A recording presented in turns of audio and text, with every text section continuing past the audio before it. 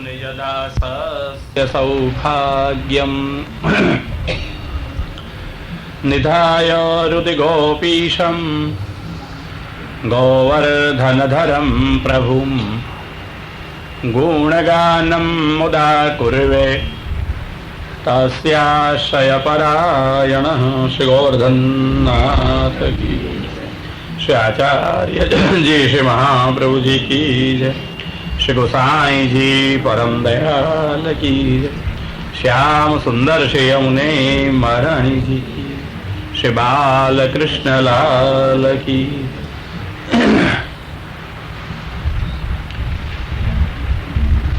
जीवों की जीवन सफलता के लिए हमारे श्रीमद् वल्लभाचार्य चरण में श्री गोपिकान ने जैसे भगवत संबंध से भगवत प्रसन्नता के लिए ही जीकर अपने जीवन की परिपूर्ण सफलता प्राप्त कर ली थी, वैसे ही अपने आधुनिक दैवी जीव भी यही सफलता को प्राप्त करें, इस आशय से हमको दिया है पुष्टि भक्ति मार्ग। यह पुष्टि भक्ति मार्ग पर चलने में सावधानियां हमको बरतनी चाहिए। यद्यपि भगवान ही स्वयं मार्ग पर चलकर जीव तक पहुंचते हैं, जीव को प्राप्त होते हैं, परंतु जीव की भी जीवन में प्रमाद, पाखंड आदि दोष न आ जाए, इसलिए जब तक भगवान अपने पास में साक्षात न पधारे हो तब तक कुछ कर्तव्यता होती है, और यह कर्तव्यता का दर्शन जीव के पक्ष से जब पुष्टि का विचार किया जाता है, जिस पथ पर जीव चलने को उद्यत होता है अपने भगवान के पास पहुंचने के लिए, ये दास धर्म की दृष्टि से या जीव दृष्टि से सोचें तो जीव का कर्तव्य हो जाता है मुख्यतया कृष्ण सेवा सदा कार्य। कृष्ण सेवा हमेशा करनी जरूरी है, और यह कृष्ण सेवा केवल श्रृंगार भोग आदि यद्यपि जरूरी है, मुख्य है, तथापि इतने में ही परिसमाप्त नहीं हो जाती है। इसलिए महाप्रभु ने सदा शब्द बहुत सूचक रीति से रखा है। अगर हम सेवा भी करते हैं, एक काल की, द्विकाल की अथवा त्रिकाल की, फिर भी कहीं न कहीं अनवसर तो आता है राजभोग से उत्थापन और शयन के बाद। तो जब हम सेवा में से निवृत्त हो जाते हैं तब सेवा सदा की रहती नहीं है। सेवा का वह सातत्य कैसे बना रह सकता है कि हम लोग अमुक समय तक सेवा करें और बाकी के समय में हम हमारा लौकिक जीवन, वैदिक क्रियाएं जैसे हमको सानुकूल हों ऐसे ही हम जीते रहते हैं। महाप्रभु को ऐसा नहीं सम्मत लगता है, इसलिए सदा शब्द से हमेशा सेवा करो कहते सूचित करते हैं कि हम कोई ना कोई क्रिया तो सदैव करते ही रहते हैं ना। तो ये सारी हमारी क्रिया कृष्ण प्रसन्नता के लिए हो जाए तो ही होती है कृष्ण सेवा। प्रभु जिससे प्रसन्न हो ऐसा हम करें, प्रभु जिससे अप्रसन्न हो ऐसा हम न करें, छोड़ दें। प्रत्येक हमारे कार्य में, व्यवहार में, विचार में, जीवन की प्रत्येक वास्तविकता में हम प्रत्येक क्रिया करते वक्त पूछते चलें, ये करने से मेरे प्रभु प्रसन्न होंगे? अगर प्रभु प्रसन्न हो, लगे शास्त्र प्रामाण्य हो, आप करो। लगे मेरा प्रभु प्रसन्न नहीं होंगे, कार्य को छोड़ दो। जब हम ये हमारा समग्र जीवन लक्ष्य व ध्येय कृष्ण की प्रसन्नता ही बना देंगे, तब अपने आप कृष्ण की प्रसन्नता ही सेवा रूप होने से हमारा सारा जीवन सेवा रूप हो जाएगा। मात्र 2-4-8 घंटा की सेवा ही सेवा और बाकी जो करना है वो करो, वो महाप्रभु जी को अभिलषित नहीं दिखाई देता है। सेवा करने वाले को अपना वाणी विचार भी सेवामय रखने चाहिए, कृष्ण प्रसन्न हो ऐसे ही रखने चाहिए। इसलिए सदा शब्द है कि सदा हम कुछ न कुछ करते रहते हैं, तो हम ऐसा कुछ न कुछ करें जैसे कृष्ण प्रसन्न हो, अप्रसन्न हो ऐसा छोड़ दें, तभी हो जाती है सदा सेवा। और इसलिए ही जो तलवार की धार का मार्ग आपने सुना, मैंने गुलाब के फूलों का कहा है, फिर भी तलवार के धार का जो हमने समर्थन किया, कौन से पक्ष में? जीव के कर्तव्य के पक्ष में। परंतु जीव अपने कर्तव्य में सावधानी न बरतें तो अपराधी अपराध कर देता है। जो वो मैया ने, डोकरी ने कहा तूने मुझे जिलाई, अन्याय से उसको लगा ठाकुर जी घर में से चले गए। ये कौन सा प्रसंग था कि मैया ऐसा बोली जो ठाकुर जी को पसंद नहीं आया। मेरे एक सूत्र में सारी बात आ गई ना। आप कहोगे अन्याय हुआ, मैं कहूं बराबर है कि इस क्रिया को कोई विशेष नाम देना हो तो यह अन्याय है। परंतु कोई आदमी अप्रसादी खाता भी हो, कहां से मार्ग में रहेगा, परंतु उसको भी एक नाम से कहना हो। ये जिन जिन सावधानियां बरतनी हो, जिससे अपराध संभव हो, जिससे हम भगवान से दूर हट जाए, ये सब क्रियाएं होती हैं भगवान को पसंद न हो ऐसी क्रिया, भगवान जिससे प्रसन्न न हो ऐसी क्रिया। इसलिए जब मैंने एक ही शब्द कहा आज आपको कि प्रभु प्रसन्न हो ऐसा जिए, मतलब हमारी वाणी प्रभु प्रसन्न हो ऐसी हो, तो वो मैया वाला प्रसंग फिर बन सकता है कि तूने मुझे जिलाई? वो नहीं होगा। इसलिए सदा सेवा का स्वारस्य ही वो है कि हमारे वाणी वर्तन आदि से जो अपराध होना संभव है ये मिट जाएंगे। अपराध का आखिर में अर्थ क्या होता है भाई?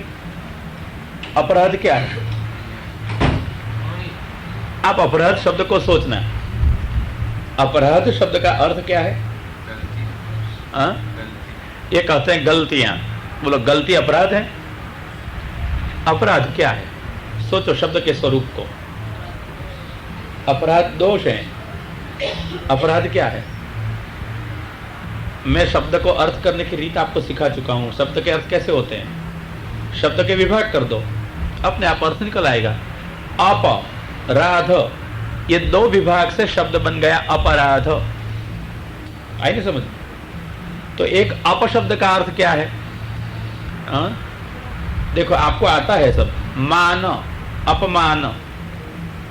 मान क्या होता है और अपमान क्या होता है? अपमान क्या है? अपमान क्या होता है? बेइज्जती कोई और बात है, अपमान कोई दूसरा बात है। ये अपमान नहीं होता है। इज्जत कम होना अपमान नहीं। हाँ, मान करवा मन ना आवे ये अपमान है। मान करवा मन ना आवे नहीं, मैंने अप और मान कहा है। हाँ, अपमान ऐसे ढंग से सोचो। अपरिवर्जने, अपशब्द का प्रयोग परिवर्जन के अर्थ में होता है, छोड़ देना, निकाल देना। तो मान जिसका निकाल दिया गया वो अपमान, जिसमें से मान को निकाल दिया गया वो क्या हो गया? अपमान। ऐसी तरह से अब शब्द सोचो अपराध, इसमें आप और राध शब्द है। राध क्या है? राध साध संसिद्धौ। राध शब्द संसिद्धि के अर्थ में है, प्रसन्न करने के अर्थ में है। राधनोति इति राधा, भगवान को प्रसन्न करें वो राधा होती है। तो राध शब्द प्रसन्न करने के अर्थ में है, सिद्ध करने के अर्थ में है, और आप परिवर्जन के अर्थ में है। प्रसन्नता जहां से चली गई ऐसी स्थिति क्या है? अपराध। समझ गए आप सब कि भगवान को अप्रसन्न करने वाली परिस्थिति, क्रिया, वो है अपराध। बोलो अपराध बराबर समझ गए आप लोग? अपराध को कोई पाप या ढेर मत समझो। हम मानते हैं अपराध अपराध, परंतु सचमुच अपराध क्या होता है वो हम नहीं जानते हैं। अब बराबर समझ में आई अपराध क्या चीज है?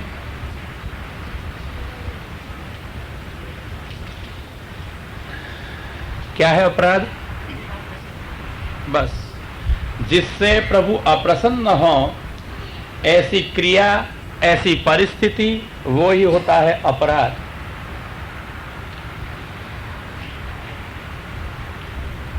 आप लोग अपराध से डरते हो कि ये करने से अपराध होगा, ये पर करने से अपराध होगा। आखिर में अपराध क्या है? अब जिससे प्रभु अप्रसन्न हो, ये सब है अपराध। अपराध का अर्थ समझ के बराबर। अब क्या है? प्रभु अप्रसन्न हो ऐसी क्रिया या परिस्थिति, यह है अपराध। तो मैंने आपको क्या कहा? प्रभु प्रसन्न हो ऐसा करो और प्रभु प्रसन्न हो ऐसा छोड़ दो। मतलब अपने आप अब अपराध छूट जाएंगे या रहेंगे? तो प्रभु प्रसन्न हो ऐसा बोलो, तो प्रसन्न हो ऐसा करना वो राध है, राधना है, आराधना है, सेवा है। अब समझ के, राधन, आराधन, सेवा। तो प्रभु प्रसन्न हो ऐसा करना वो आराधन है, सेवा है। और प्रभु अप्रसन्न हो ऐसा करना अपराधन है। राधन को अपराधन बना दो। समझ गए ना? तो राधन को अपशब्द लगाया, क्या होगा? अब नहीं आई समझ में? राधन सेवा करना, राजी करना, वो छूट गया राजी करने का, सेवा करने का, प्रसन्नता करने का, तो क्या बन गया? अपराधन। यही अपराधन है, अपराध। अब बराबर बैठ की समझ में? अपराध क्या चीज होती है भाई? हाँ, जो चीज प्रभु को पसंद नहीं ऐसा करना, वो अपराध है। तो ओ मैया ने जो बोला, बराबर नहीं समझ में आई आपको? ठीक लगी नहीं ये बात? शब्द के अर्थ को बराबर समझो तो इतना स्पष्ट हो जाएगा सिद्धांत कि हम प्रभु को प्रसन्न न हो ऐसा कुछ भी करे अपराध है। तो मैया ने जो आदमी को, जमीन नापने वाले को कहा, तूने मेरे को जीवाई, तो क्या लगा? वो अन्याश्रय। मैं कहता हूं ये अपराध है या और कुछ है? दोष है, अन्याश्रय अपराध है ना? तो अपराध क्या हुआ? प्रभु इससे अप्रसन्न हो गए, बोलते भी बंद और घर में रहते भी बंद। क्या हुआ? ये अपराध। समझ गया बराबर अपराध को? अब अपराध क्या है ये समझ लोगे तो फिर क्या क्या नहीं करना और क्या क्या करना अपने आप में स्पष्ट होगा या नहीं होगा? नहीं तो अपराध की कितनी गिनती करोगे आप? कितनी गिनती करोगे? हाँ, हर्रा जी ने 66 लिस्ट बनाए हैं, 66 अपराध है। मैं तो एक सादी बात आपसे कह देता हूं सरलता से स्पष्ट, कि जिससे प्रभु प्रसन्न हो वो सेवा, और जिससे प्रभु अप्रसन्न हो वो अपराध। तो बस अप्रसन्न हो ऐसा छोड़ दो। मैंने कहा कि गुलाब का मार्ग है हमारा पुष्टि भक्ति मार्ग। तो क्या पूछा था? बहुत अच्छी बात उसने मेरे को पूछी थी। क्या प्रश्न था?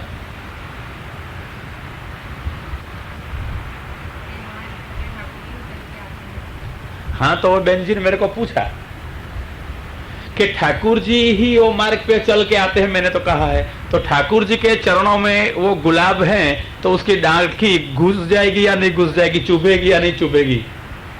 बोलो।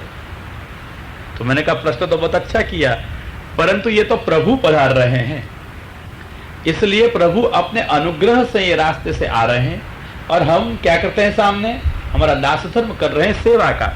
तो हमारी सेवा ये है कि ये डांडली जो है गुलाब की आपके चरणों में चुभ जाएगी, निकाल निकाल के फेंक दे। ये अपराध निवृत्ति। हमारे कर्तव्यों में सावधता, एवं ये है हमारी कृष्ण सेवा सदा कार्या। अब सदा का अर्थ बराबर आ गया समझ में? यहां सदा का अर्थ क्या किया? जीवन ऐसे जियो जैसे भगवान प्रसन्न हो। तो भगवान प्रसन्न हो, ये सेवा है। तो हम ऐसा बोले कि भगवान प्रसन्न हो, तो ये सेवा। हम ऐसा बोले कि भगवान अप्रसन्न हो जाए, तो ये क्या हो जाएगा? अपराध। जैसे उमा जी ने कर दिया, ठाकुर जी सानुभव देते थे, बंद हो गए, ये अपराध हो गया। इसलिए सरल सूत्र से हम जिए, हमारे प्रभु प्रसन्न हो, ये ध्येय रखें, और जिससे प्रभु प्रसन्न हो ऐसी क्रिया करें। इसलिए शास्त्र देखें, भक्त जीवन देखें। इन लोगों ने जो कुछ किया इससे भगवान प्रसन्न हुए, तो हम ऐसा ही करें, ऐसे ही जिए। और जिस जिस प्रसंग से, परिस्थिति से, वाणी व्यवहार विचार आदि से हमारे भगवान अगर अप्रसन्न होते हैं तो ये छोड़ दें। बोलो अब कठिन है या सरल है पुष्टि मार्ग? अब तलवार की धार लगता है ना। मैंने ठीक कहा था, ये गुलाब के फूलों का मार्ग है, परंतु फिर आपने मेरे सामने प्रसंग धर दिए तो 2 दिवस तक मैंने आपका समर्थन भी दिखाया कि जीव पक्ष में मैं जब सोचता हूं तब अन्याश्रय आदि प्रकारों से जीव को सावधानी बरतनी चाहिए, असावध न रहे, इसलिए कठिनता का परिज्ञान कराने के लिए कहा पुष्टि मार्ग तलवार की धार का मार्ग है। परंतु ये तलवार की धार जो अपराध रूप है, अपराध का एक स्वरूप है, ये मैंने आज अपराध शब्द से आपको दिखा दिया कि अब सचमुच कहिए ये तलवार की धार है। अब आप ना कहती हो ना सब? बोलो लक्ष्मी बहन क्या कहना, आपका ये प्रश्न था। इसलिए 2 दिवस तक तो मैंने आपको जरा लगे कि मैं भी आपकी बात मान लेता हूं, ऐसे तलवार की धार हाँ कही दी। मैंने आज सारी वार्ताओं में अगर हरराज ने भी ये लिखा है भाव प्रकाश में, तो आज सबका विश्लेषण आज कर दिया कि मैंने तलवार की धार कह के आपको तो लगा कि मैं आपकी सम्मति में आ गया है तलवार की धार, परंतु मैंने जो कहा ये महाप्रभु ने कहा, इसलिए इनमें कोई फेरफार वो नहीं करेंगे। इसलिए वो कहते हैं कि ये गुलाब के फूलों का मार्ग है, आइए चलिए सावधता बरतें। अगर गुलाब के फूल बीछे हैं तो आप सेवक हो, क्या करोगे? भगवान को प्रसन्नता हो ऐसा करो, तो क्या करोगे? ये डालखियां छांट छांट के निकाल दोगे ना। अब तो डालखियां छान छान के निकाल दो। ये डालखियां कौन सी होती है? कौन सी डालखियां? अपराध की। हाँ, वो अपराध क्या है? प्रभु का अप्रसन्न होना, यही हमारे लिए हो जाता है अपराध। तो हमारी जिस वाणी से प्रभु अप्रसन्न हो, ये वाणी छोड़ दो। जिस विचारों से प्रभु अप्रसन्न हो, ये विचार छोड़ दो। जिस प्रकार की कमाई से प्रभु अप्रसन्न हो, ये कमाई छोड़ दो। जिस प्रकार के खाने से प्रभु अप्रसन्न हो, ये खाना छोड़ दो। जिस प्रकार के पीने से प्रभु अप्रसन्न हो, ये पीना छोड़ दो। जिस प्रकार से कपड़े से प्रभु अप्रसन्न हो, ये कपड़े छोड़ दो। जिस प्रकार की परिस्थिति से प्रभु अप्रसन्न हो, ये परिस्थिति छोड़ दो। ये छोड़ देना, भगवान अप्रसन्न हो ऐसी सब, मतलब कि अपराध छोड़ देना, प्रभु अप्रसन्न हो ऐसा जीना छोड़ देना, ये क्या है? गुलाब की ये डालखियां अपन निकाल रहे हैं। ये होता है हमारा दास धर्म, जीव के रूप में हमको करना है। और हमारा ये दास धर्म सिद्ध होगा तो भगवान जब पधारेंगे यही रास्ते से हमारे पास में, स्वल्प उद्यम हमारा और अनल्प अनुग्रह प्रभु का, तो प्रभु जब हमारे रास्ते पर अब आएंगे, पधारेंगे, तब ये रास्ता किसका रहेगा? हाँ, केवल गुलाब की पत्तियों का रह जाएगा।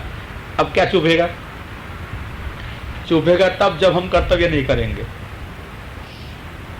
हम अपराधी बने रहेंगे, हम प्रभु अप्रसन्न हो ऐसे ही जीते रहेंगे, तो जरूर चुभेगा। इसलिए ये जो 84-252 में भी जिन जिन ने कुछ अपराध किया, प्रभु अप्रसन्न हो ऐसा दिखाई दिया, वहां समझो इनके जीवन में बीछे थे तो गुलाब के फूल ही, परंतु कहीं डालखियां आ गई, हरि जी को चुभ गई, बस ऐसा ही अर्थ हो गया। अब स्पष्टता हो गई? क्या अभी कुछ कठिनता है उसमें? तो किसका मार्ग है? अब मंजूर है ना? अब तलवार की धार कहनी है। मैंने जो अर्थ में थी वो अर्थ दिखा दिया, परंतु आज जब अपराध अर्थ को समझ जाओ तब इतनी ही परिस्थिति है कि प्रभु प्रसन्न न हो, यह अपराध हो जाता है।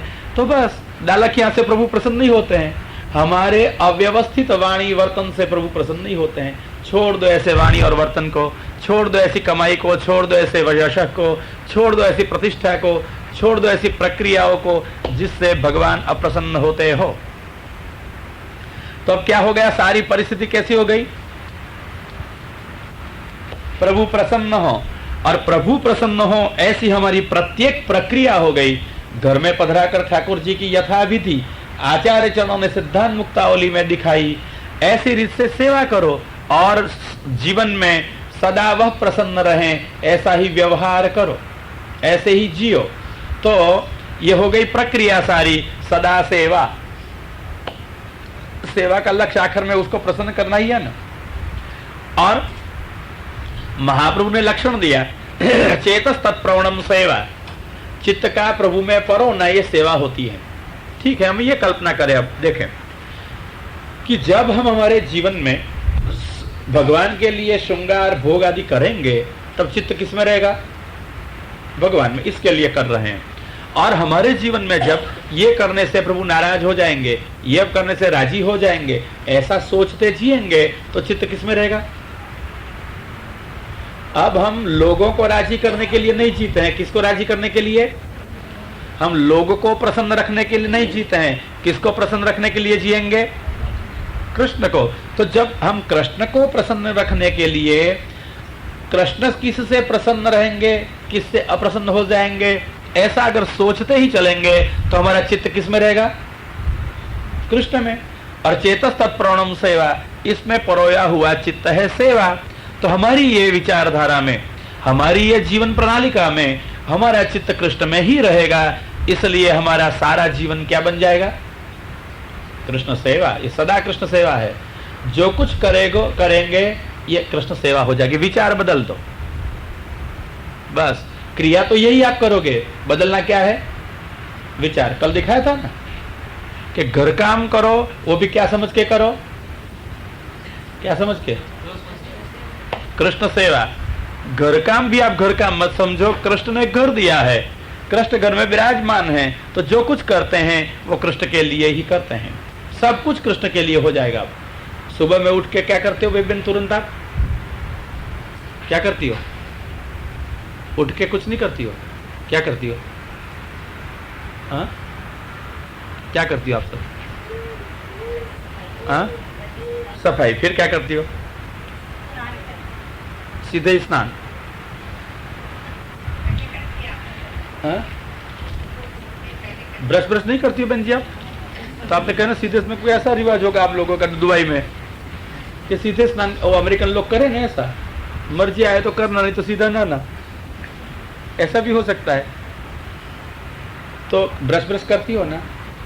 तो बेबी बहन ब्रश करना चाहिए या नहीं करना चाहिए? यहाँ दांतन तो मिलते नहीं होंगे शायद, हिंदुस्तान में भी बड़े बड़े शहरों में नहीं मिले, तो यहाँ तो कोई कथा ही क्या है। अच्छा, ब्रश करते हो आप सब? तो महाप्रभु ने कहा है हमेशा कृष्ण सेवा करो। तो ये ब्रश क्या कृष्ण सेवा है आपका? छोड़ दो ब्रश करना। हाँ, महाप्रभु ने कहा है कृष्ण सेवा ही करो, तो ब्रश करना बंद कर दो, क्योंकि ये कृष्ण सेवा है। हाँ, बहुत सुंदर। कैसे?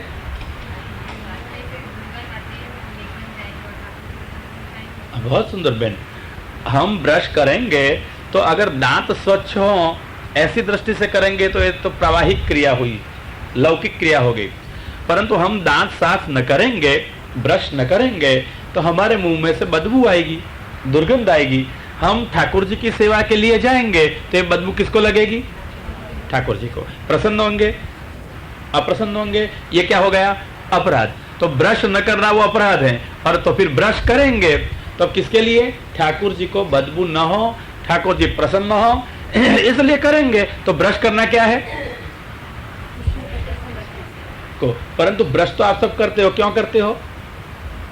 मुंह में से बदबू ना आवे, मुंह बिगड़े नहीं, दांत अच्छे रहे, हम लहर से फिर भजिए गोटे खाते रहे हैं, इसलिए हम दांत साफ रखते हैं। तो उसका फल है प्रवाह। और कृष्ण के लिए दांत साफ रखते हो तो क्या हो गया? सेवा। तो बोलो, देह के कार्य भी अगर हम करते हैं तो क्या हो जाता है? सेवा। कब कर सेवा हो जाएगी? हाँ, कृष्ण की प्रसन्नता के लिए करो, सेवा हो जाएगी।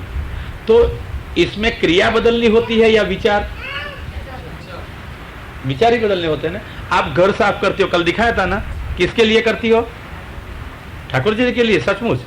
हाँ, तो सेवा हो गई। नहीं तो कोई आवे जाए और साफ करो, अच्छा दिखे तो अच्छा दिखावा हो गया। हाँ, तो क्रिया बदलने की जरूरत नहीं होती है। क्रिया व्यवहार रूप में अपन जैसे जीते हुए करते रहते हैं। मैं कहता हूं क्रिया वैसी ही भले बनी रहे, परंतु वो क्रिया करने के पीछे हमारा जो ध्येय है, हमारा जो लक्ष्य है, बस इतना ध्येय हम बदल दें, हमारे विचार हम बदल दें, तो प्रत्येक क्रिया किस ध्येय से करोगी आप? कौन से ध्येय से?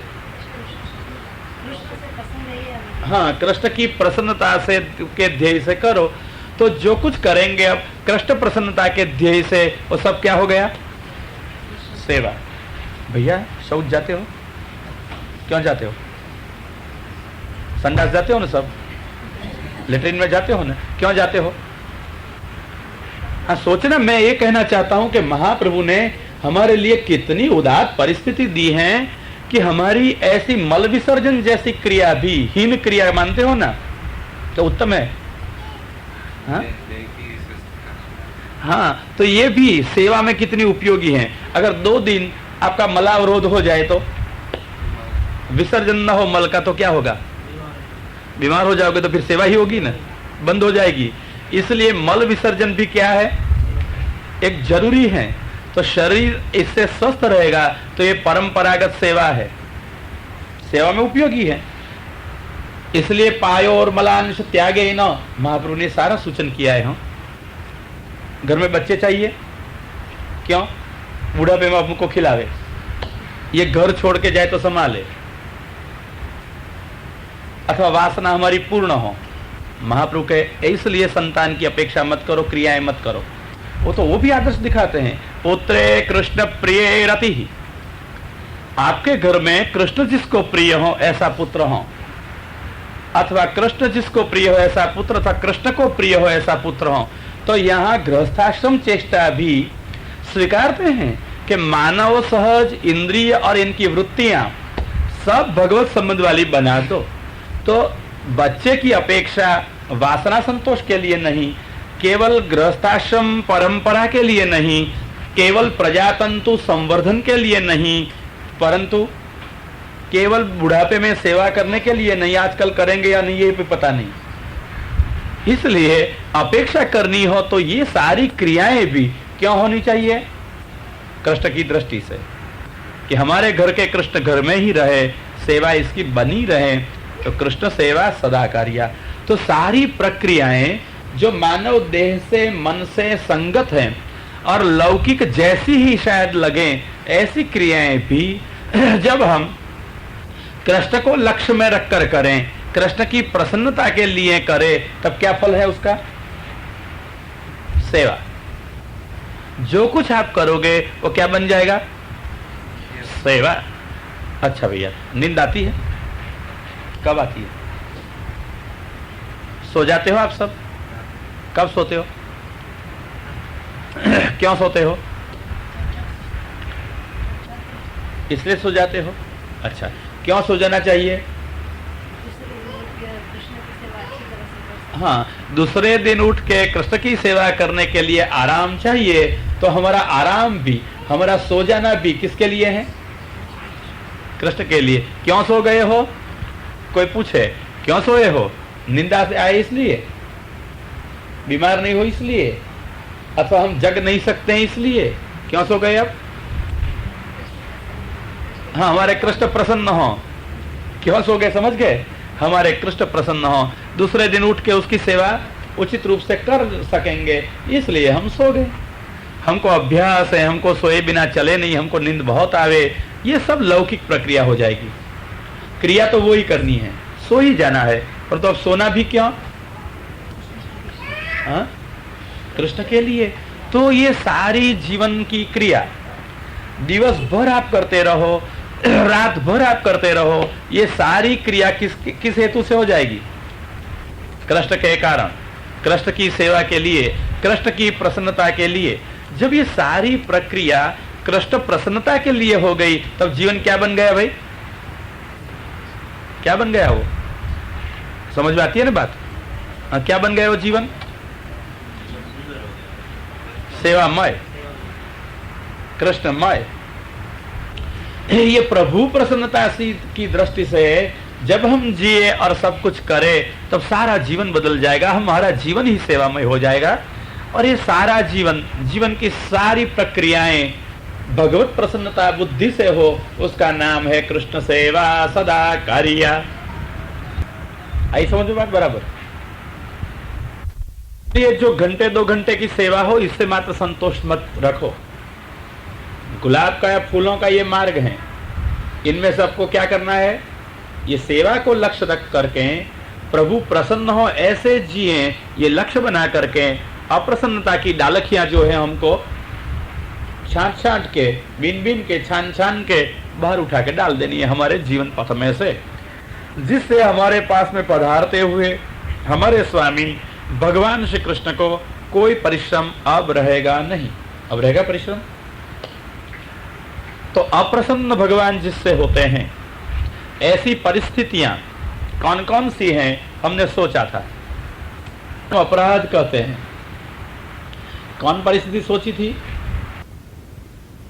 उसको? आज अपराध का ही अर्थ भगवान जिससे अप्रसन्न हो ऐसी क्रिया अथवा परिस्थिति। बस बचते रहो, इससे हो जाएगी सदा कृष्ण सेवा, सिद्ध होगी ये प्रक्रिया, होगा सेवा का फल। यही शरीर से, यही इंद्रियों से अपने ही घर में साक्षात आनंदात्मक भगवान का रस का अनुभव मिल जाएगा ना, कहीं जाना नहीं पड़ेगा। अच्छा, अब इतनी ही परिस्थिति नहीं और कुछ भी है जो हमारे महाप्रभु ने सेवाफल ग्रंथ में दिग्दर्शन करा दिया है। प्रतिबंध नाम से सेवा के फल होने में जो प्रतिबंध होते हैं ना, वो 3 प्रकार के हैं। श्लोक पूरा ऐसा है, उद्वेग प्रतिबंधो वा भोगो वा स्यात्तु बाधकम।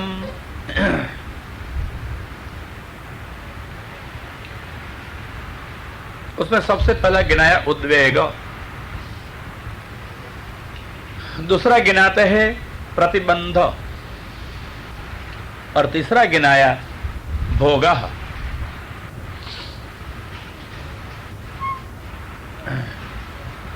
तो सबसे पहला है उद्वेग। आपको उद्वेग होता है? अच्छा, कब होता है उद्वेग? कब होता है भैया? आपको उद्वेग होता है? उद्वेग तो शब्द जानो ना? नहीं जानते हो? जिससे मन का आनंद चला जाए, यह परिस्थिति उद्वेग। खेद, खेद जानते हो? मन में खेद कब होता है जी? उद्वेग कब होता है भैया? उद्वेग कब होता है भाई? किसी कार्य में सफलता नहीं। हाँ, बहुत सुंदर। उद्वेग कब होता है? होता है कभी कभी जीवन में। कब कब होता है? हाँ जी, हाँ, बहुत सुंदर। कब होता है भैया उद्वेग? हाँ, बहुत बहुत सुंदर। कब होता है काका जी उद्वेग?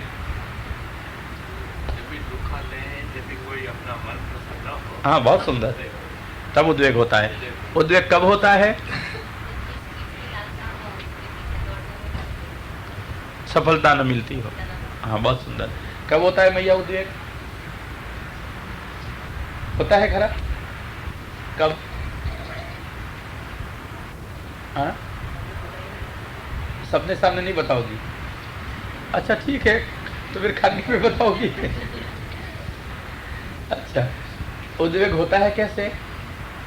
होता है जी? अशांतपन से उद्वेग होता है। कब होता है बहन उद्वेग?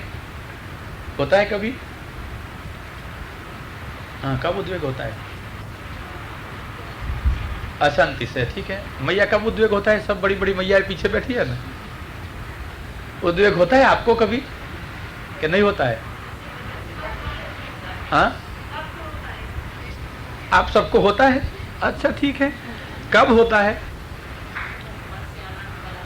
हाँ, मन से आनंद चला जाता है। आप बोलो, कब होता है आप सबको?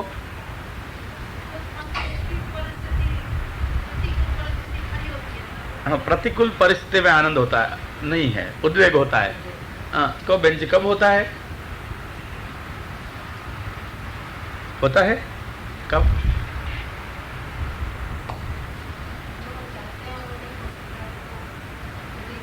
अच्छा, नहीं चाहते हो और नहीं होता है तो उद्वेग होता है। बेंजी कब होता है उद्वेग? होता है कभी कि नहीं होता है? और होता है तो कब? सोचो, आपने सब परिस्थिति बताई, आपको नहीं होता है ना? अच्छा सोचे, ये सारी उद्वेग की जो परंपरा आपने सोची विविध रूपों से अपने अपने विचार या अनुभव के प्रमाण में। अब मैं कहूं सचमुच ये उद्वेग क्या चीज है? संस्कृत में ओबीजी भय चलनयो हो, ये क्रियापद है, धातु पाठ है। इसमें से शब्द होता है उद्वेग, उद उपसर्ग लगाने से। तो भय और संचलन ये दो जब होता है तब होता है उद्वेग। आपने जो सारी परिस्थितियां कही उसमें सबसे मुख्य स्थान होता है भय। उद्वेग तब होता है, आपका तो विपरीत होता है, मतलब उसमें क्या है? विपरीत के मूल में हम जो चाहते थे वो नहीं हुआ, अब क्या होगा? ये अब क्या होगा मतलब कि हमारी इच्छा के अनुकूल नहीं हुआ तो हमको भय पैदा हुआ, कहीं विपरीत हो जाएगा। मूल में क्या है? उद्वेग के अनुकूल न होना, विपरीत होना, उसमें भय है। अब क्या, अब कैसे? तो मूल में जब भय आता है तब आदमी को उद्वेग लगता है।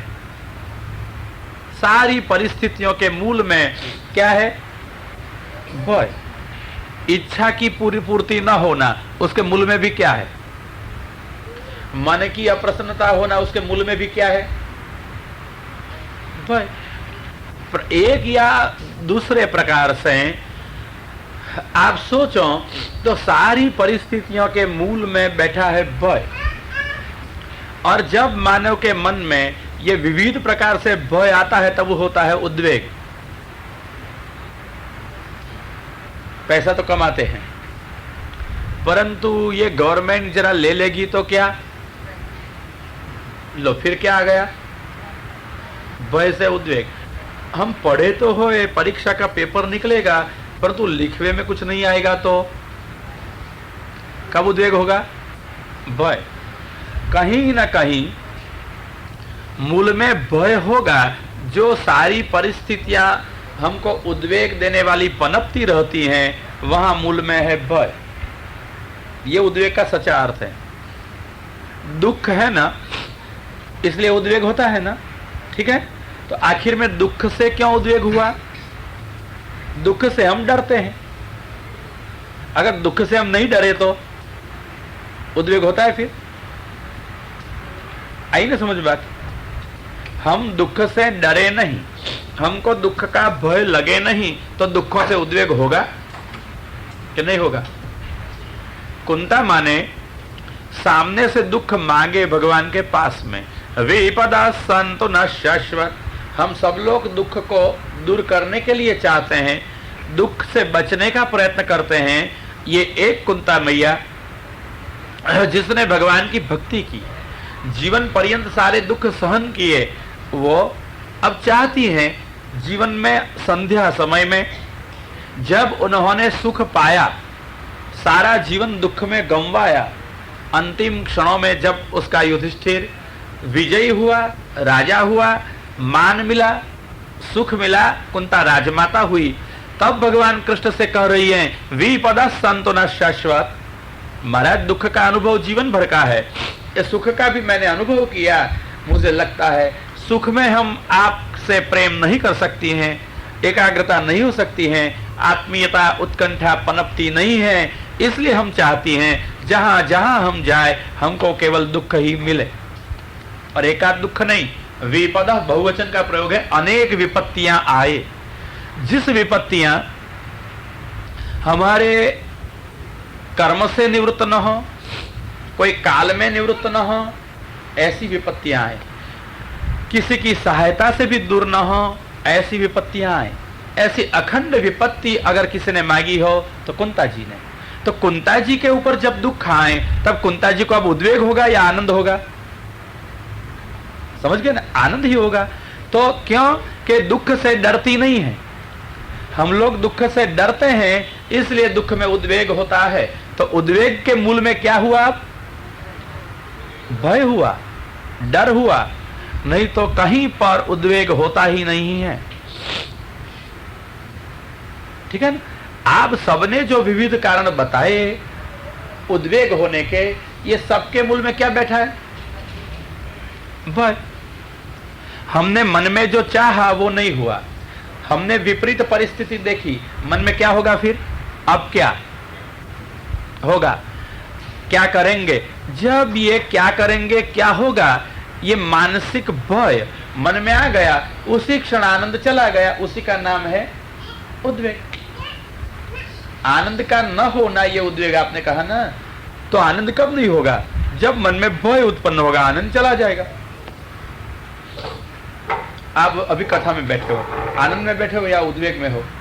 सच कहना, आनंद में हो? अच्छा, आप सब आनंद में हो ना? आनंद में हो भैया कि उद्वेग में बैठे हो? कहिए। कथा में तो कम से कम आनंद में बैठे हो ना सब? अच्छा, यहां आनंद में आप बैठे हो और यहां एकदम एक सांप निकल आए, आप जहां बैठे हो बिल्कुल पास में, फिर आनंद ही आनंद है ना? क्यों? आपको क्या हर्ज है? आप लोग घर में से निकल आए तो सांप इनके दर में से निकल आए, वो भी उसका घर है और घर में से निकल आया। आप घर में से निकलते हो तो किसी को भय लगता है? अच्छा, तो सांप निकल आया, वो भी कथा सुनने को नहीं आवे कभी? तो सांप कथा सुनने को आ गया, फिर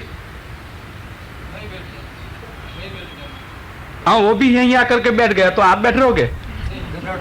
अच्छा, वो बैठेगा तो हम उठ जाएंगे कि भाई ये कथा का श्रोता तू है बाबा, हम श्रोता नहीं है, अब तू सुन। सचमुच हुआ था एक दफा ऐसा।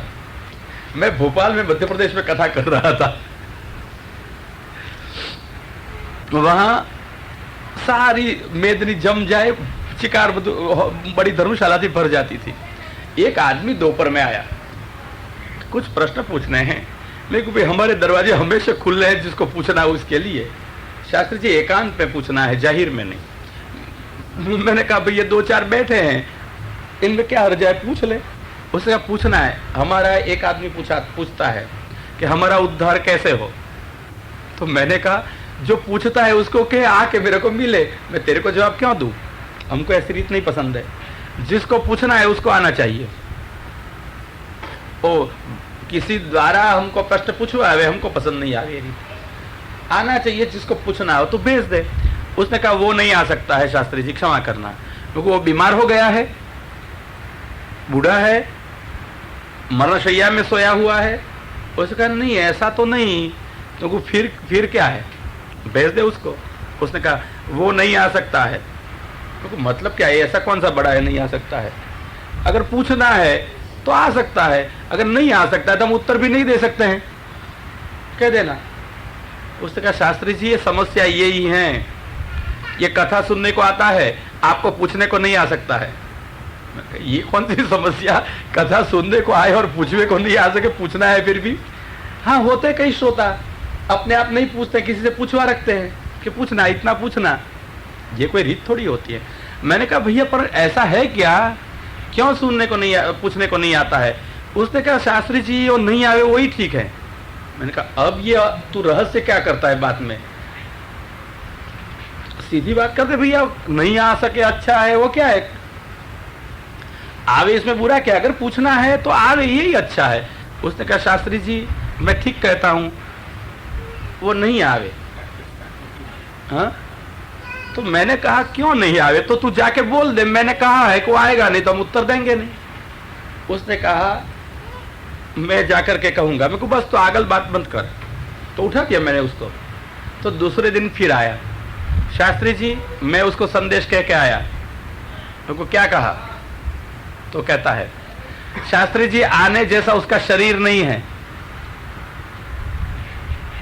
मेरे को यह हुआ शरीर नहीं है मतलब कि कोई बीमार होगा, तो बीमार है तो कथा में कैसे आता है? मेरे को अगर वो ऊपर चढ़ के नहीं आ सकता, मैं ऊपर ठहरा था, मेरे को ऊपर चढ़ के वो नहीं आ सके तो मैं नीचे आ जाऊं।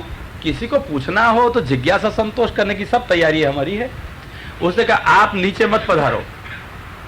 तो अब ये ऊपर आता है, क्योंकि ऊपर नहीं आएगा। क्यों? शास्त्री जी उसने कहा है मेरा शरीर ऐसा ही है। मैं कहूँ तू स्पष्ट कर भाई, ये क्या तू रहस्य है, ऐसी भयंकर डिटेक्टिव वार्ता जैसी बात करता है कि मेरी अक्कल शास्त्र के बदले ये तेरे रहस्य उकेलने में लग जाती है कि कैसा शरीर है, क्या हुआ होगा। उसने कहा शास्त्री जी वो सांप है और कथा सुन रहा है, हमारे पितरों में से हमारे घर में बोलता है, और उसने कहा है कि तू शास्त्री जी से ये बात पूछ के आ जा। फिर मेरे को लगा आप पूछने बुला गए, तो मैंने वो आदमी से कहा कि भाई वो कथा जब सुनता है तो फिर बैठ के क्यों नहीं सुनता है, सामने आकर बैठ जाए, हमको भय नहीं लगेगा, सामने बैठे सुने। उसने कहा शास्त्री जी वो तो सामने आ जाएगा परंतु फिर एक ही श्रोता रहेगा। फिर ये सारी ठट जमती है, सब बंद, कोई श्रोता दूसरा अब नहीं रहेगा, कथा में रहेगा, क्यों नहीं रहेगा? अरे कथा में आनंद आनंद है भैया, बैठो ना, कथा में आनंद नहीं है? आनंद है ना, तो फिर क्यों नहीं बैठे सब? हाँ, सबका भय, भय से क्या हो गया? उद्वेग। आपका आनंद कहां चला जाएगा पता नहीं, उठ के भाग जाने का, सांप निकल आया। समझ गए? अब उद्वेग के मूल में क्या होता है? सर्वत्र जहां जहां उद्वेग होना वहां वहां ढूंढ निकालो, भय होगा, एक कारण मूल में भय होगा। अब दूसरा कारण कहूं, शायद कभी भय न भी हो तो दूसरा कारण होगा संचलन, चित्त की चंचलता, अस्थिरता।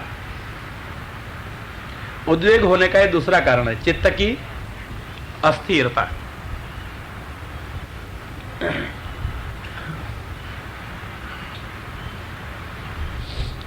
जिन लोगों के चित्त में स्थिरता होती हो इनको उद्वेग कभी होता है? क्यों नहीं होता है?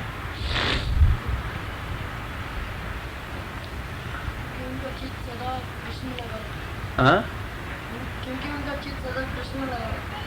यहाँ कहां पर भी मैं कृष्ण अकेला नहीं कह रहा हूं, अभी तो सामान्य व्याख्या कर रहा हूं। जिसका चित्त कहीं पर लग गया हो ना, उसके चित्त में कभी इधर उधर की डुलान न होगी, आंदोलन न होगे, चित्त में चंचलता या चलितता न होगी, और इसके कारण उसका चित्त जहां लग गया वहां लगा है, इसलिए कभी संचलन न होने के कारण वहां उद्वेग नहीं आएगा। उद्वेग तब आता है जब हमारा चित्त हमारे काम में न लगा हो और अन्यत्र लगा हो, अपने आप उद्वेग आएगा। आप चित्त को कहीं लगा के देखो, फिर उद्वेग नहीं लगेगा। हमारा चित्त कहां लगता है? दुख के प्रसंगों में, काल्पनिक प्रसंगों में, इसलिए चित्त में केवल उद्वेग उद्वेग ही लगा करता है। आइए चित्त को स्थिर बनाने का प्रयत्न करो और फिर देखो उद्वेग रहता है मन में, बिल्कुल चला जाएगा। इसलिए योगी लोग क्या करते हैं? योग करते हैं और ध्यान शिविर और सब करते हैं ना। क्यों करने का ये सब? कि चित्त को आप लोग इधर उधर जो दौड़ता है उसको रोकने का ध्यान शिविर आदि में प्रयोग करते हैं। चित्त को लगा दो कहीं, तो केंद्रित हुआ, स्थिर हो गया हुआ चित्त आपको उद्वेग से बचाएगा, अशांति फिर नहीं रहेगी। चित्त को एकाग्र करो। कहां लगाओगे? सेवा में लगाओ, स्वरूप में लगाओ, लीला में लगाओ, कथा में, कहां पर भी चित्त लगाओ, फिर आपको उद्वेग नहीं है होगा। आपका चित्त कहां लगता है? उद्वेग क्यों आता है? कहूं सुनने की कथा और एक कटका निकाल के विभिन्न मुंह में खोचना, तो इससे क्या होगा? हाँ देखो, नहीं आप तो समझने की बात कहता हूं, आपको उपालम नहीं दे रहा हूं, ठपका नहीं देता हूं, समझो आप। चित्त कहां है आपका? ये सामने एक नमूना, समझ गई? चित्त कहां रहता है बहन? बैठे है कथा में, और चित्त कहां? ये कोई क्रिया में। ये प्रत्यक्ष नमूना से आपको समझाता हूं क्यों ऐसा होता है कि ये चित्त की चंचलता है। हम जब कथा में चित्त पूरा अपना नहीं परो सकते हैं या नहीं रखते हैं, तभी कुछ और क्रियाएं होती है ना, समझ गई? तो जब और क्रिया हुई, चित्त कथा में नहीं हुआ, तो क्या कौन सी अवकाश रह गई? चित्त की चंचलता के कारण उद्वेग की। हो या नहीं हो, ये हमने देख लिया, सबके सामने कहा, तो आपके मन में क्या होगा? आनंद होगा, अपने आप उद्वेग आ गया। ऐसी तरह से हमारे सामने ही हमारे कृष्ण हैं और हमारा चित्त हमारे कृष्ण में न लगे, इधर उधर दौड़ता रहे। कृष्ण तो आनंदमय है, चाहे सेवा से चित्त इसमें लगाओ, चाहे कथा से लगाओ। तो सेवा और कथा से अगर हमारा चित्त कृष्ण में लग जाएगा, आसक्ति इसमें दृढ़ हो जाएगी, तो कृष्ण आनंदमय होने से आनंद में चित्त रहेगा कि उद्वेग में रहेगा? आनंद में रहेगा। परंतु हमारा चित्त आनंदमय कृष्ण में न होने के कारण इधर उधर भटकता रहता है, परिणाम में शांति नहीं, आनंद नहीं, क्या मिलेगा? उद्वेग। इसलिए कल कहा था ना कि शांति का राजमार्ग हम चाहते हैं, तो आओ, कैसे मिलेगा? जीवन की जरूरियात कम करते चलो और चित्त भगवान में लगाते चलो, सेवा और कथा के द्वारा। परंतु मात्र सेवा कथा की क्रियाएं करो इतना पर्याप्त नहीं है, परंतु सेवा और कथा में आसक्ति दृढ़ करो तो उद्वेग अशांति नहीं आएंगे। सेवा कथा के कारण कृष्ण में आसक्ति दृढ़ करो, कृष्ण आनंदमय है, इसलिए क्या मिलेगा? आनंद। और जहां आनंद है वहां उद्वेग हो सकता है। तो उद्वेग में से बचने के लिए मन में से भय निकाल दो और मन की जो अस्थिरता है वो निकाल दो। और मन को कहां रखो?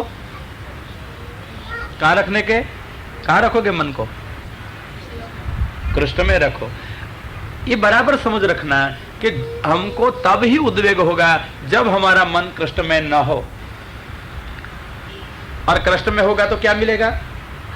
आनंद। तो जब जब आपको उद्वेग होता हो तब ये वार्ता मेरी ख्याल में रख लेना कि उद्वेग कोई परिस्थिति के कारण नहीं हुआ, उद्वेग कोई व्यक्ति के कारण नहीं हुआ, उद्वेग कोई प्रसंग के कारण नहीं हुआ, उद्वेग हमारी ही बहिर्मुखता से होता है।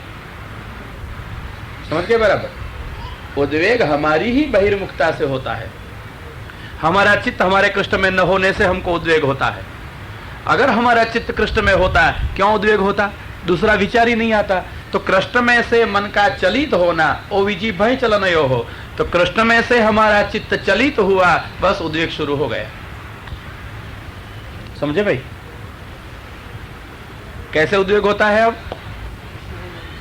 बस कृष्ण से हमारा मन बिखर गया, कृष्ण से हमारा मन छूट गया, कृष्ण से हमारा मन टूट गया, कृष्ण में से हमारा मन चलित हुआ, कृष्ण क्रिया से वह चलित हुआ, फिर तुरंत क्या मिलेगा? अपने आप उद्वेग। अगर हमारा मन कृष्ण में लगा हो तो उद्वेग कैसे हो सकता है? आपने आश्कर्म राजा का नाम सुना है विवेक? सुना है? नहीं सुना है? 252 में उसकी कथा है, वैष्णवों में। ऐसे गुसाई जी का सेवक था, वो सेवा करता था। कहां से सेवा करता था? 2 प्रसंग में उसका आपको कहूं, एक साथ में सुनने जैसे हैं। राजा होते हैं तो कभी लड़ाई भी होती है नहीं इनको। हमारे जीवन में जैसे छोटी छोटी लड़ाई, इसके राजा के जीवन में तो वो बड़ा, तो उसकी लड़ाई भी बड़ी। तो आजकल राजा के वहां लड़ाई शुरू हो गई, और लड़ाई में आजकल को फिर राजा को जाना पड़े या नहीं जाना पड़े? राजा लड़ने को गया, और वहां लड़ाई में तो क्या चले? फिर बंदूक चले, तीर चले, तलवार चले, भाले चले, सब हथियार चले। इनके बीच में राजा आशकरण लड़ाई में ही था। इसी वक्त उसको सेवा का समय हो गया।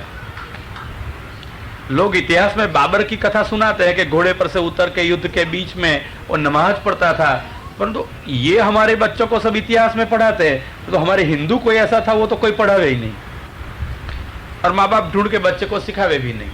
मैं कहता हूं कि यह आशकरण राजा था जो लड़ाई के मैदान के बीच में उसकी भगवत सेवा का समय हो गया, तलवार शमशेर अंदर रख दी म्यान में, लड़ाई के बीच में नेत्र मुद दिए और मानसी सेवा करनी शुरू कर दी।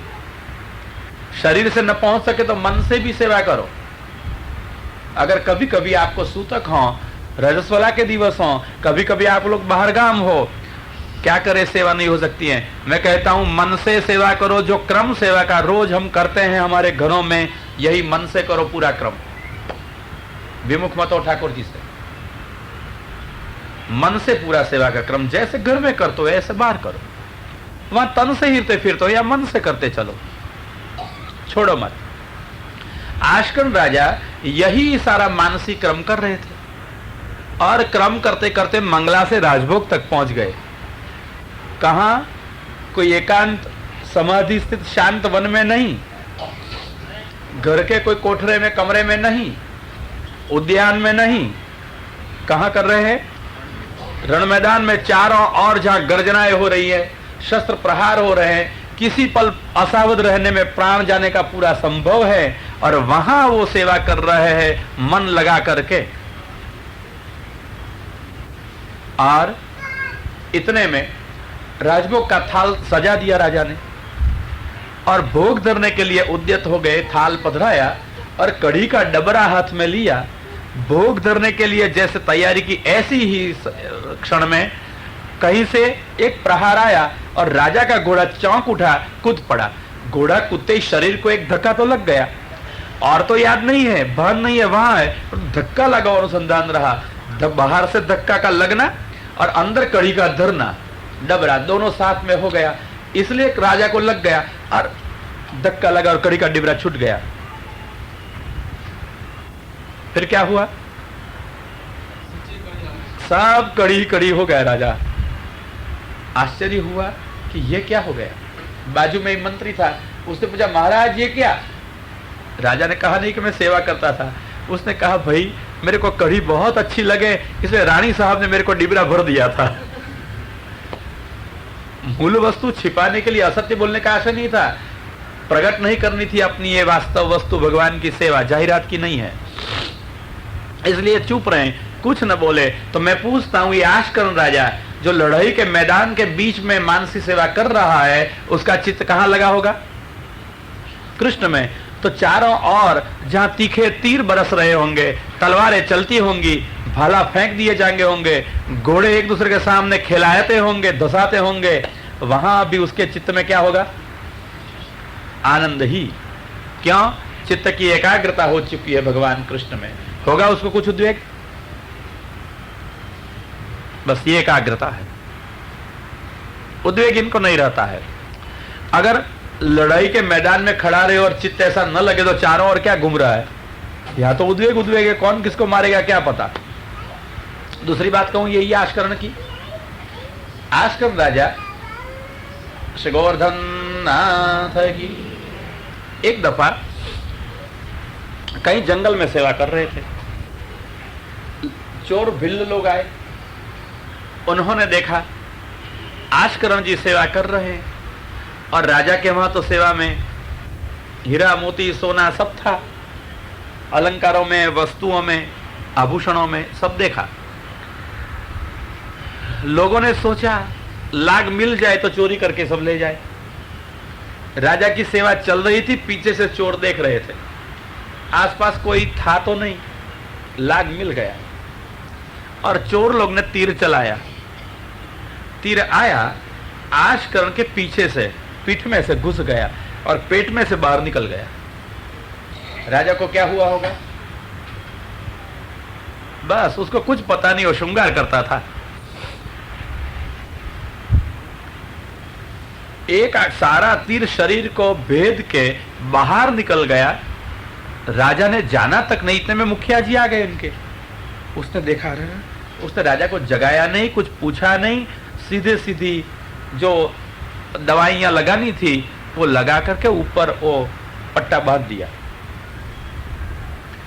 राजा को वहां तक पता नहीं था कि तीर लगा है, शरीर विद्ध हो चुका है, वो औषध लगा रहा है, पट्टा बांध रहा है, मलम पट्टा कर रहा है, कुछ जाना नहीं। उनको आनंद हो गया, उद्वेग। चित्त कृष्ण में लगा था, उद्वेग कैसे हो सकता है? कृष्ण आनंदमय है ना। तो ऐसी विपरीत परिस्थिति में भी उसको उद्वेग नहीं लगा, क्योंकि चित्त कृष्ण में था। और हम सेवा करते हैं और एक चींटी भी अगर ऊपर चढ़ जाए तो आनंद आनंद है, खड़े हो जाएंगे। जब तक चींटी नहीं निकलेगी तब तक चित्त नहीं लगेगा। क्या लगेगा भाई? नहीं लगेगा ना। क्यों? हमको उद्वेग हो गया, चित्त कृष्ण में नहीं लगा, इसलिए उद्वेग का सच्चार समझ गए क्या है? चित्त का कृष्ण में न लगना। और दूसरा अर्थ कहूं, चित्त का कृष्ण में न लगना, इसमें क्या अर्थ होता है? चित्त कृष्ण में न लगे, कोई वस्तु में, कोई व्यक्ति में, कोई परिस्थिति में, और हमारे देह में भी लगे तो क्या मिलेगा? जहां आनंद नहीं है, आनंदमय कृष्ण नहीं है, वहां कहीं पर हमारा चित्त लगेगा, उद्वेग ही उद्वेग मिलेगा। क्या आनंद मिलेगा? कथा में बैठे हो, इधर उधर क्यों होते हो? नहीं बैठ सकते हो। चित्त कहां है? देव में या देह में? देह में है तो देह का दुख होता है, अगर कृष्ण में लग गया तो आनंद आनंद होता, देह याद नहीं आती। समझ गए? कथा में किसी को बगा से आते, ऐसा क्यों होता होगा? और कोई हाँ हाँ नहीं करे तो मुंह दबा गया, ऐसा करे, क्यों ऐसा करते होंगे? समझ गए कारण? चित्त कहाँ है? शरीर में, नींद में, प्रमाद में, और चित्त कहाँ नहीं है इसी वक्त? कृष्ण में। इसलिए सब जो भई आती हैं, नहीं तो क्यों आवे? शरीर का अनजाने में भी अनुसंधान हो जाता है ना, इरादा पूर्वक नहीं करना पड़ता है। सर्वत्र हमारे लिए प्रत्यक्ष बलिष्ठ अगर कोई पास में उपस्थित हो तो हमारा ही शरीर। सबसे पहला चित्त शरीर में जाएगा, देह में नहीं जाएगा, देह में रहेगा। अगर देह में चित्त रहेगा तो क्या मिलेगा? देह में आनंद नहीं है, इसलिए देह में चित्त रहे तो क्या मिलेगा? उद्वेग। तो देह में चित्त रहने से उद्वेग मिलता है, तो देह संबंधी इंद्रिया में चित्त रहने से भी, और इन इंद्रिया के भोग में अगर चित्त रहे तो भी। पछियो आइसक्रीम खाओ, शरीर से दूर, कृष्ण से बाहर जब चित्त रहता है तो आनंद कहाँ है? कहीं है नहीं कृष्ण के सिवाय। जगत कैसा है? निरानंद।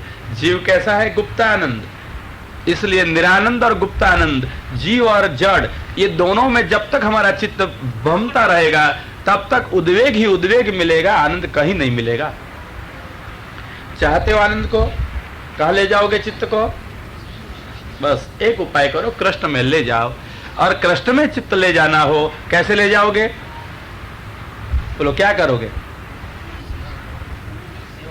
बहुत सुंदर, सेवा करो। और दूसरा, कथा करो। सेवा और स्मरण दो ही उपाय हैं। इसलिए हमारे महाप्रभु ने चतुश्लोकी के अंतिम श्लोक में कहा, अतः सर्वात्मना शाश्वत गोकुलेश्वर पादयो स्मरणं भजनं चापि न त्याज्यम इति मे मति। ये मैं मेरी समझ कहता हूं, अगर आपको योग्य लगे तो मानना। दृढ़ निर्णय कहते हैं इति मे मति ही, मेरी मति है। सारे सिद्धांत शास्त्र के देखकर मैंने तय किया है कि गोकुलेश्वर भगवान के चरण कमलों का सेवन और स्मरण मत छोड़ो। न त्याज्यम, कभी मत छोड़ो। कोई परिस्थिति में, कोई स्थान में, कोई संयोगों में, न त्याज्यम। ध्यान रखना, भजनम न त्याज्यम, स्मरणम न त्याज्यम। सेवा और स्मरण, स्मरण में कथा आ जाती है, तो सेवा और स्मरण ये दोनों न त्याज्यम, छोड़ने जैसे नहीं हैं। तो जीवन से आनंद छूट जाएगा। अगर हम जीवन में आनंद चाहते हैं तो और कोई उपाय से आपको आनंद नहीं मिलेगा। वल्लभाचार्य महाप्रभु इसलिए वेद स्तुति की टीका में श्रुति गीत लिखे, वहां कहते हैं, सुख सेवा परो यस्तु कृष्णम एव भजेत बुधः। जो शास्त्र को अच्छी तरह से समझने वाला हो, जो विचक्षण बुद्धि वाला हो, क्या करेगा? अगर उसको सुख चाहिए तो कृष्णम एव भजेत, कृष्ण को ही भजो, कृष्ण की ही सेवा करो। कृष्ण को भजो मतलब समझ गए ना? शरीर को न भजो। ये अपने सुख सुविधा के जो साधन है उसको मत भजो। भजना क्या होता है? वहां लग जाना, वहां लगाव होना। तो हमारा शरीर से इंद्रिय सुखों में मन न लग जाए, सावध रहो। मन कहां लगाओगे? कहां लगाना है? कृष्ण में लगाओ। न त्याज्यम, ये क्रिया मत छोड़ दो। स्मरण मत छोड़ो, भजन मत छोड़ो। अगर ये स्मरण और भजन, सेवा और कथा हमारे जीवन में बन ही रहेंगे तो सेवा में भगवान का संयोग है और कथा में, स्मरणों में विप्रयोग है। विप्रयोग के काल में स्मरण किया जाता है। ये विप्रयोग भी अथवा वियोग भी विशिष्टो योगः वियोगः, भगवान का एक विशेष प्रकार का योग जीव को जब मिलता है उसको कहते हैं वियोग। मतलब कृष्ण का न होना ये वियोग नहीं है, कृष्ण का हृदय में होना और बाहर न होना ये वियोग है, ये विशिष्ट योग है। और इसमें होती है कृष्णानुभूति। जब ये संयोग और वियोग का सारा चक्र सतत चलता ही रहे तभी होती है कृष्णानुभूति। ये कृष्ण है आनंद। और संयोग काल में करें सेवा और विप्रयोग में क्या करना है? स्मरण एवं कथा। तो इस सेवा स्मरण का चक्र जिसका अखंड चलता रहे, कृष्ण में ही चित्त उसका लगा रहे, उसको उद्वेग कब होगा? है वो उद्वेग का अवकाश? तो हमारे मन में कभी न कभी, कैसे न कैसे, कहीं से भी अगर उद्वेग आ जाता हो तो क्यों आता है? अब भय से और चित्त की चंचलता से। अगर ये हम चाहते हैं कि उद्वेग हमको न हो, क्योंकि आपने कहा ना कि कैसे न कैसे किसी न किसी को उद्वेग तो होता ही है सबके मन में, तो एक ही समझ रखना कि हम विमुख हैं, हमारा चित्त हमारे कृष्ण में नहीं है, इसलिए ही हम सबको उद्वेग होता है। अगर हम उद्वेग न चाहें तो अब क्या करोगे? ये न के न प्रकारेण मन कृष्णे निवेशयेत्, किसी भी प्रकार से मन कृष्ण में लगा दो, स्थिर कर दो। कौन से प्रकार से लगाओगे? अपने अपने प्रकार करने में हम एक भी प्रकार ऐसा न प्राप्त कर सकेंगे जिससे हमारा कृष्ण में चित्त लगे। इसलिए क्या करना है? जिस उपायों से पूर्व पुरुषों ने अनुभव से चित्त लगाया हो, शास्त्रीय रीत से चित्त लगने की शक्यता हो, ऐसे ही उपाय करने चाहिए। अपने स्वतंत्र काल्पनिक उपायों से अगर हम कृष्ण में चित्त रखने का प्रयत्न करेंगे, संभव है चित्त नहीं लगेगा। लगेगा? इसलिए जो सिद्ध उपाय हैं ये उपाय करें। जैसे कि हमको बुखार आता है तो बुखार पर आप लोग क्या करते हो भैया? डॉक्टर को बुलाते हो। डॉक्टर क्या करेगा? दवाई देगा। कौन सी दवाई देगा? नहीं, बुखार बराबर है, उसको पता, प्रिस्क्रिप्शन लिख देगा, परंतु कौन सी दवा प्रिस्क्रिप्शन से आपको मिलती है बाजार से?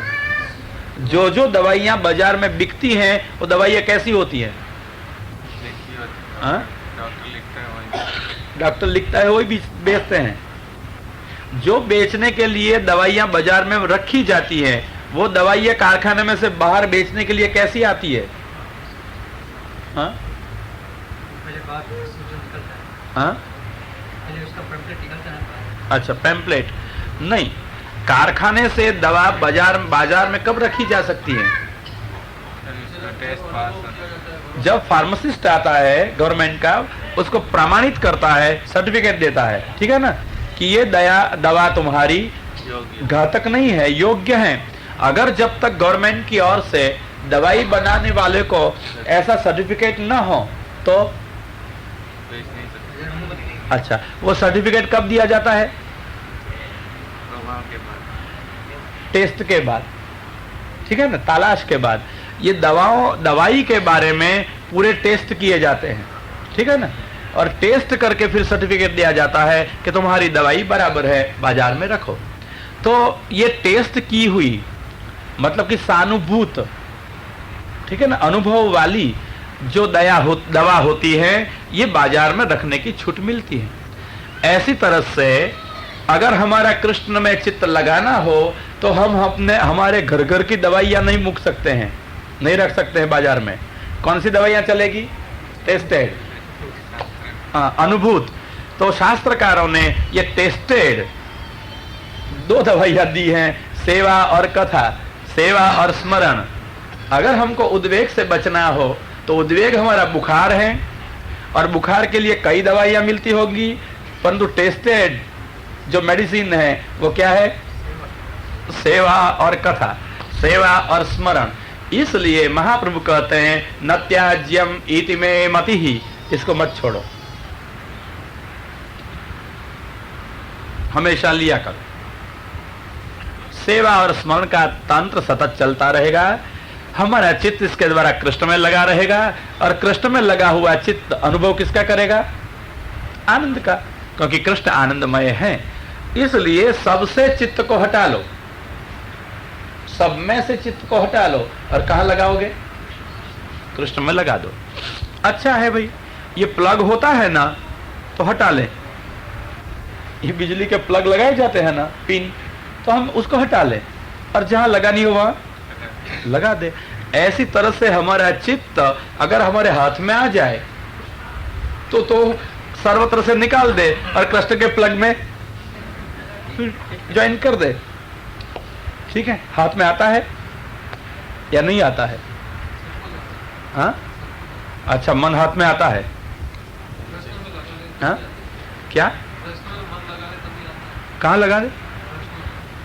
रजकण में, कृष्ण में लगाने की तो पंचायत है। हाथ में आए तो लगा दे, हाथ में नहीं आता है। कैसा है मन? वो अर्जुन ने गीता में कृष्ण से पूछा, चंचलम ही मन कृष्ण प्रमाथि बलवदृढ़म तस्याहम निग्रहम मन्ये वायोरीव सुदुष्करम। पवन को पकड़ सकते हो? ये हवा चल रही है, पकड़ के दिखाओ।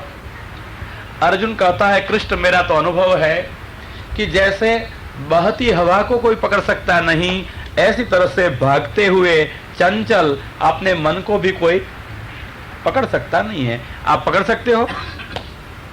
वो कहता है प्रमाथि हठीला है, बलवत, हठीले की बात समझ गए ना?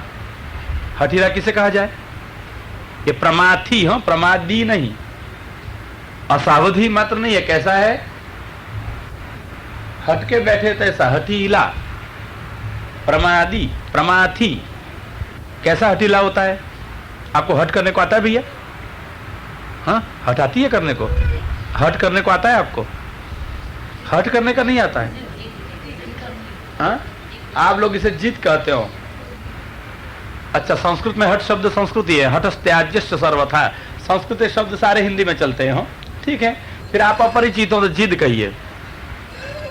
हट संस्कृत शब्द है, एक अकेला गुजराती नहीं है। ठीक है, आप लोग अपरिचित हो इससे, तो क्या जिद करने को आती है आपको? आती है?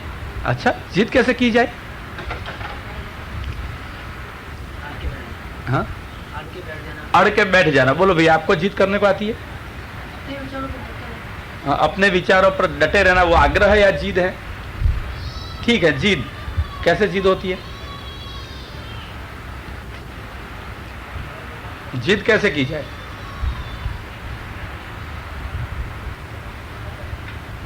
आपको आती है? हाँ, छोटे छोटे बच्चों से पूछा जाए, इन बड़ों को तो हाथ जोड़ा जाए क्योंकि इसके बारे में नहीं पूछने का, क्योंकि ये तो स्वभावगत होती है। ये सबको पूछना खानगी में, हो, एकांत में पूछ देखना। आपको जिद आती तो सब बड़े कहेंगे हाँ, जिद से ही जीते हैं। आप लोग को आती है जिद करने की? यहाँ छोड़ देनी पड़ती होगी, ये चलती है। हाँ, इसलिए आपको बहुत जिद की पता नहीं होगा। हाँ, कैसे जिद की जाती है? कैसे? अनुभव दिखाना हो तो दिखाना। कैसे आप लोग जिद करते हो? हाँ,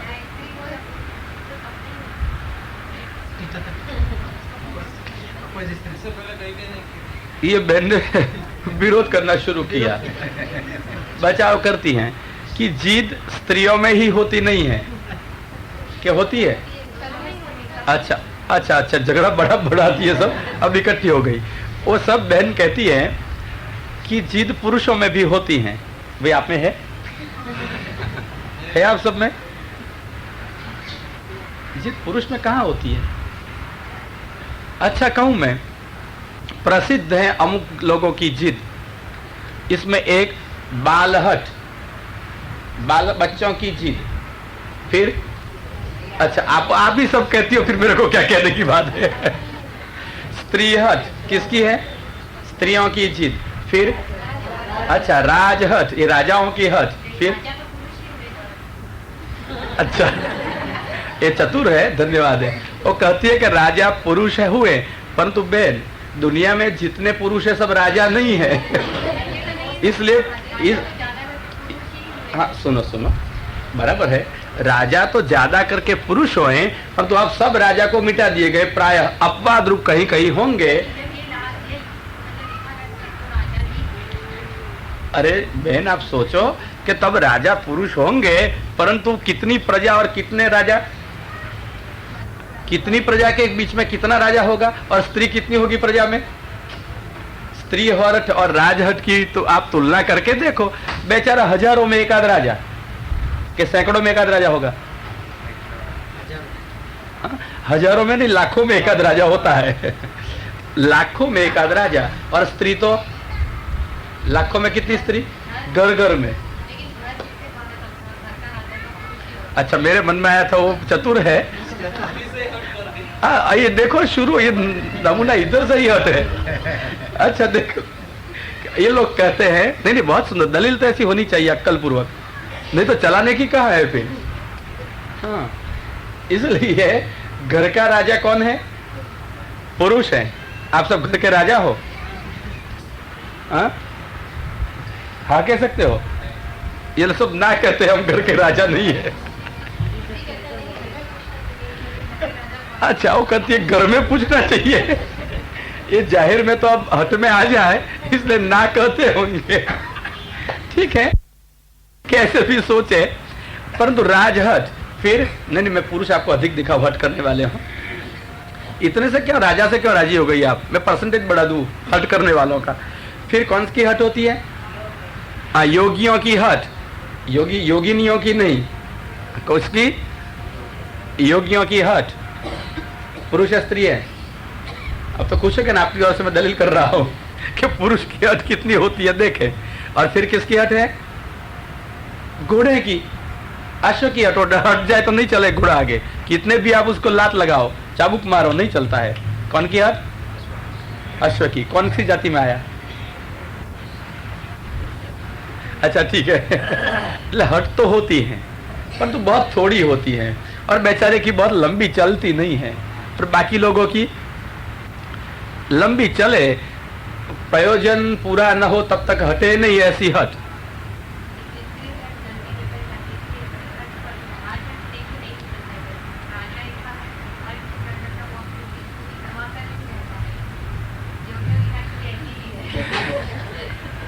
अच्छा, राजा जो चाहता है वही करवाता है, और योगी भी चाहता है वो करवाता है। ठीक है, अब दलील जब होती है तो बहुत अच्छी बात है, उत्तर भी देना ही चल पड़ता है। राजा कितनी भी हट करता है, कुछ भी करना चाहता है, परंतु उनकी हट के सामने जब उनकी रानी को खड़ी कर दी जाती है, तब बेचारा माथा पर हाथ फिरा के हट छोड़ देता है। इसलिए राजा और योगी बेचारा कितना भी हट करके बैठ गया होगा, मैं कहूं एक अप्सरा भेज देता है इंद्र, बेचारे की हट छूट जाती है। सब हट छुड़ा देने वाली ये बाइया होती है। इसलिए मैं आरोप नहीं करता हूं, मैं तो कथा ही सुनाता हूं कि प्रयोग कैसा घटनाएं घटती हैं। आप लोग जब बुद्धि का उपयोग करके हमको ही हट में डालना चाहो, तब हम बचाव के लिए तो जरूर आपको कह सकते हैं कि हट आखिर में क्या होती है, कैसी होती है। बहुत हट कैसी भी हो, स्वरूप कौन से सोच रहे थे ये मत भूल जाना। हम आपको विनोद के साथ कथा सुनाते हैं, मतलब नहीं कि प्रयोजन भूल जाते हैं। हाँ, ये हट की कथा क्यों कही थी मैंने भाई? मन के लिए। तो मन कैसा, बहुत सुंदर याद रखा आपने, धन्यवाद है। तो मन कैसा है? अब देखो, अभी तक तो आपने दोनों की हट देखी, किसकी? स्त्री की और पुरुष की। ये मन स्त्री है या पुरुष है? हा? बस अब प्रसन्न हो गए। मन नहीं स्त्री है, मन नहीं पुरुष है। मन कैसा है भाई? नपुंसक है, न स्त्री न पुरुष। मन शब्द संस्कृत में प्रयोग करना हो तो कौन सी जेंडर होती है उसकी? न्यूट्रल जेंडर में आवे। इसलिए बोलो हट कौन करता है? अब न स्त्री हट करती है, बस प्रसन्न हो, न पुरुष हट करता है, आप भी खुश हो गए। हट कौन कराता है? मन। अब मन किसके पास में नहीं है? परसेंटेज सबके आ गए। जिसके पास में मन है वो सारे के सारे मन हटीले ही होते हैं। मन की हट होती है ना। इसलिए गीता में अर्जुन ने कहा प्रमाथी। मन कैसा है? प्रमाथी है, प्रमादी नहीं, प्रमाथी, हटीला। कैसा कहा आपने? जीद वाला। बलवान, कैसा है? बलवान, हार नहीं जाएगा वो आपसे। और दृढ़म, जरा भी डटे नहीं हटे नहीं, ऐसा बलवत। दृढ़म, दृढ़ है। अर्जुन कहता है तस्याहम निग्रहम मन्ये।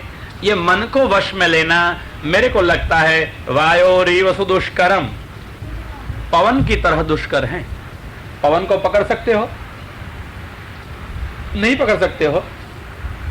बोलो, आप पवन को पकड़ सकते हो या नहीं पकड़ सकते हो? सोच के कहना। हाँ, आप पवन को नहीं पकड़ सकते हो? पकड़ सकते हो? हाँ, कैसे? हाँ, अच्छा। वो बहन कहती है हम पवन को पकड़ सकती हैं। कहा? बलून में।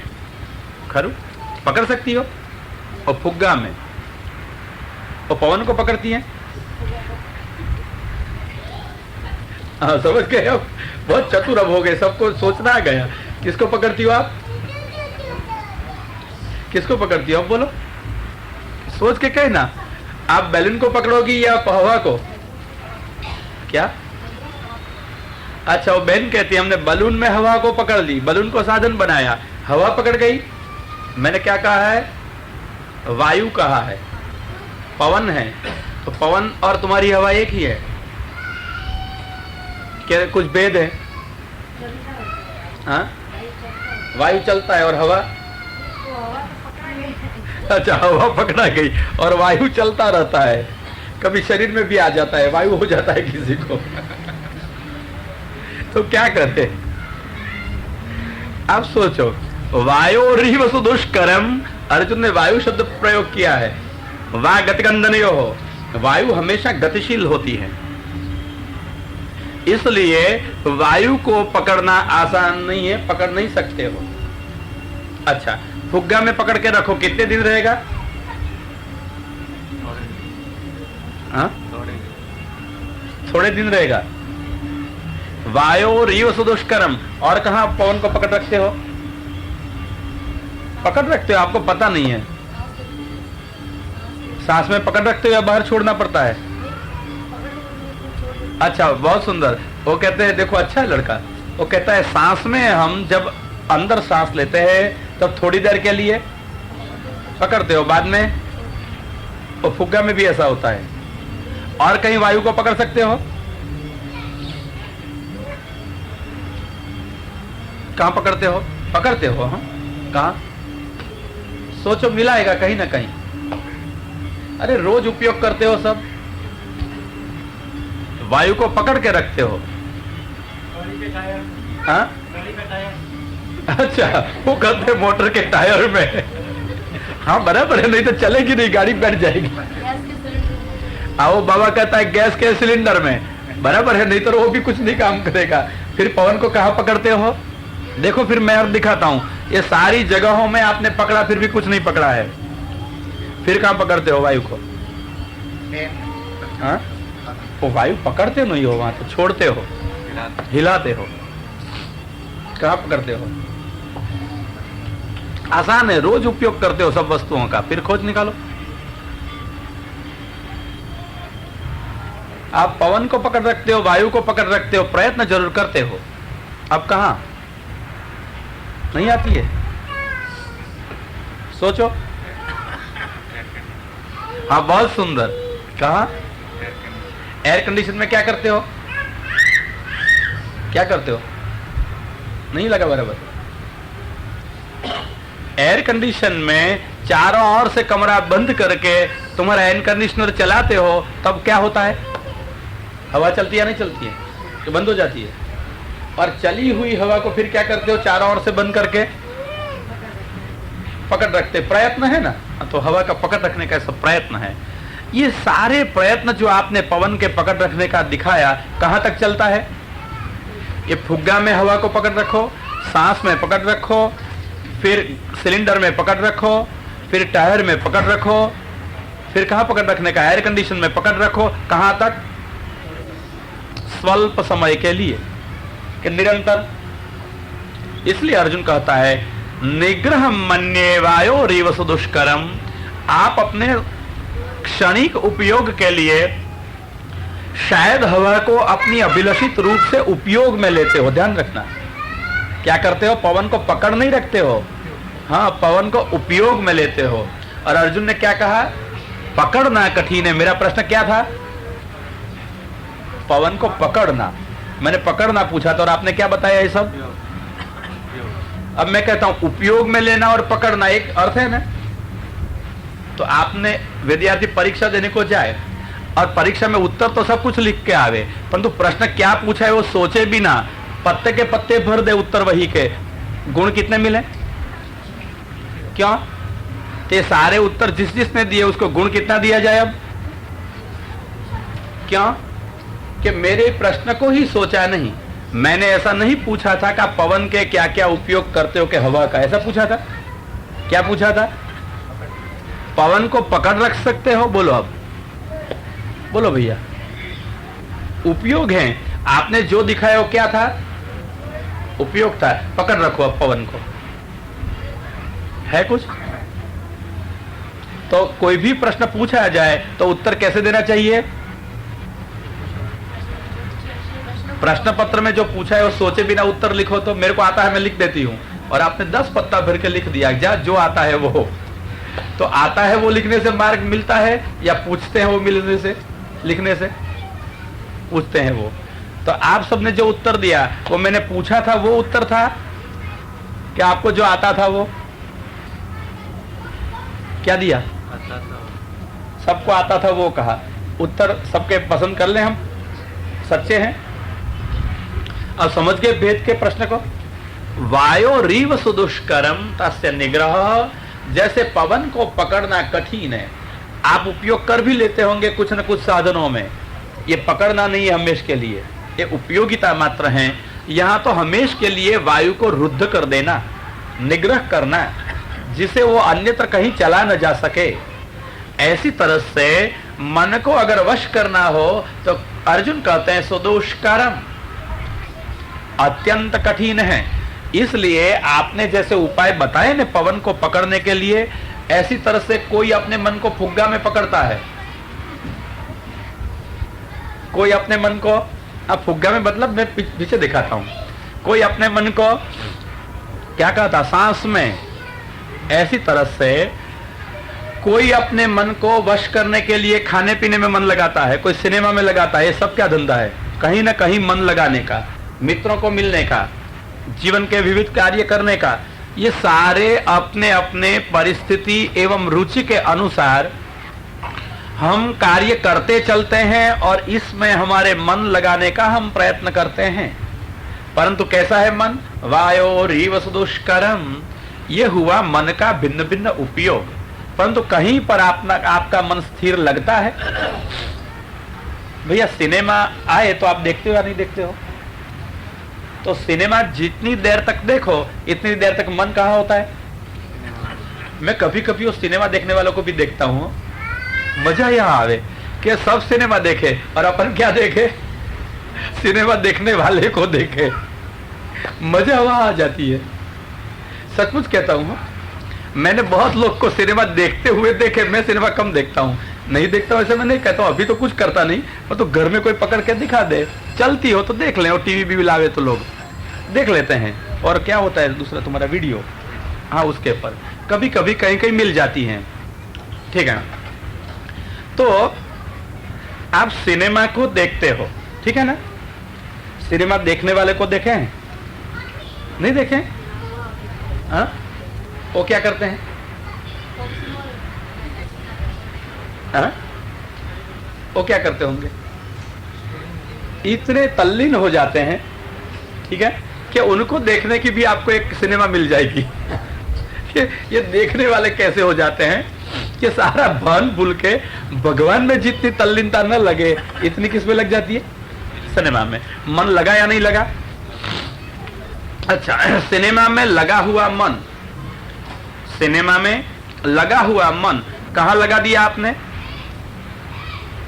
एक फुग्गा में। अब फुग्गा समझ गया? सिनेमा में जो मन लगा वो हमने कहां लगाया?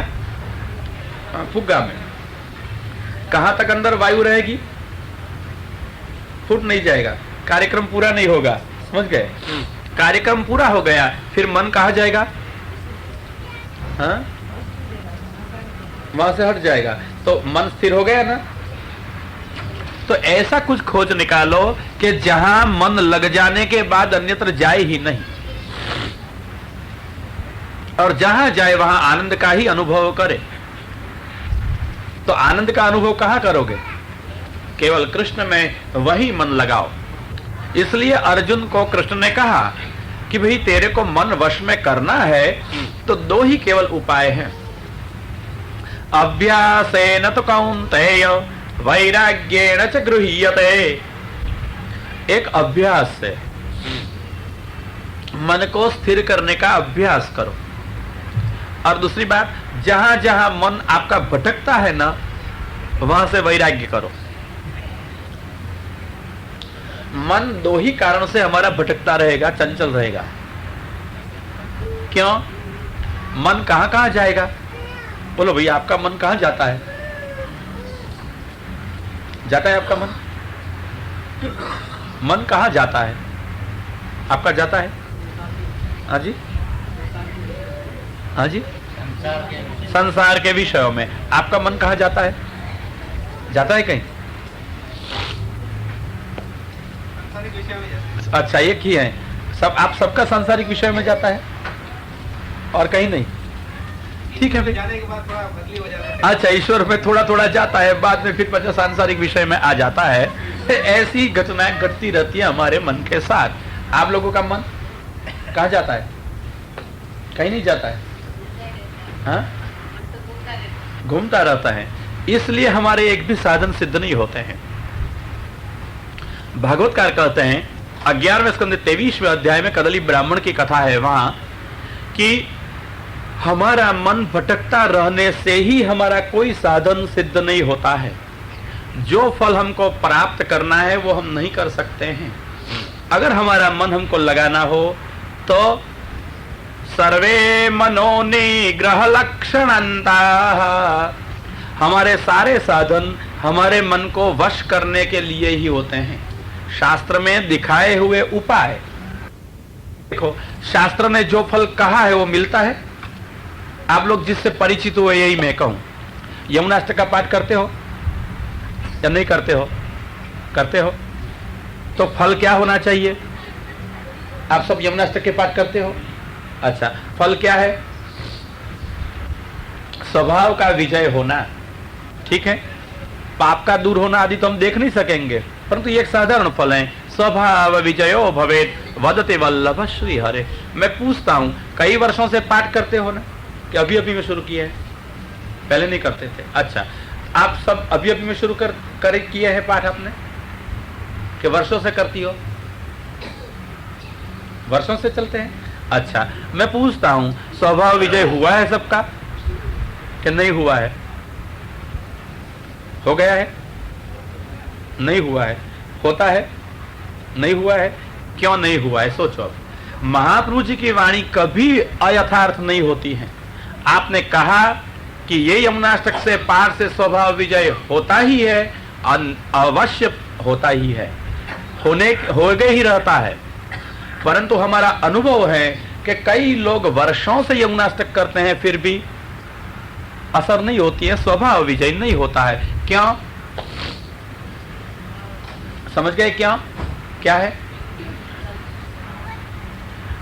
जीव का, हाँ माजी, परंतु दुष्ट स्वभाव है तो सुधर जाएगा ना, स्वभाव का विजय हो जाएगा ना। हाँ हाँ, समझ गए। वो कहती है वो कि हम पाठ करते हैं परंतु मन अंदर लगता नहीं है, स्थिरता नहीं होती है। अथवा महाप्रभु ने जो पाठ करने की रीत दिखाई, सदा और मुदा हमेशा करो, हर्षपूर्वक करो, ये दो बात मत भूल जाना। कहा है ना, तवाष्टकम इदम मुदा पठति सूरसूते सदा। तो दो ढंग बताए पाठ करने के, कैसे? एक सदा पाठ करो और दूसरा मुदा पाठ करो। सदा पाठ कैसे करोगे? आज किया और कल एक पाठ किया, वो सदा है? तो सदा कब है? हर पल में करते रहो, सतत करते रहो, एक सदा। और फिर कैसे करो? मुदा, हर्षपूर्वक, आनंद से पाठ करो। आनंद से जब पाठ करते हो तब पाठ कैसे होंगे? जैसे जैसे आप आनंद से पाठ करोगे ऐसे ऐसे पाठ का क्रम अपने आप मंद हो जाएगा। उतावली से पाठ करोगे, ये उद्वेग पूर्वक का पाठ है। यहां मंदता से पाठ करना है। सुखदेव जी भागवत का पाठ करते हैं, जहां पधारते हैं वहां कैसे वर्णन किया है। प्रेमणा पठन भागवतम शनै शनै, मंद मंद भागवत का पाठ सुखदेव जी हमेशा किया करते हैं। जहां पर भी आप पधारते हैं भागवत का पाठ करें। कैसे? मन शनै शनै। एक अर्थ है शनै ही, आवाज की गति कम है। दूसरा शनै ही, आवाज की उच्चता कम है। जैसे जैसे पाठ करने में हमारा प्रेम बढ़ता जाए ऐसे ऐसे हम झड़प से पाठ नहीं कर सकेंगे। ऐसे ऐसे उच्च कंठ से पाठ नहीं होगा, अपने आप मंदता आ जाएगी। नमामि यमुनामहं सकल सिद्धि हेतु मुदा, ये क्रम नहीं रहेगा। नमामि यमुनामहं, और जैसे भाव बढ़ेगा, हर्ष बढ़ेगा, ऐसे ऐसे नमामि यमुनामहं वो भी नहीं टिकेगा। अपने आप नमामि यमुनामहं, आंखों के सामने यमुना जी दिखाई देगी, भाव उमड़ेगा, आवाज उच्च रहेगा, अपने आप मंद हो जाएगा। हाँ,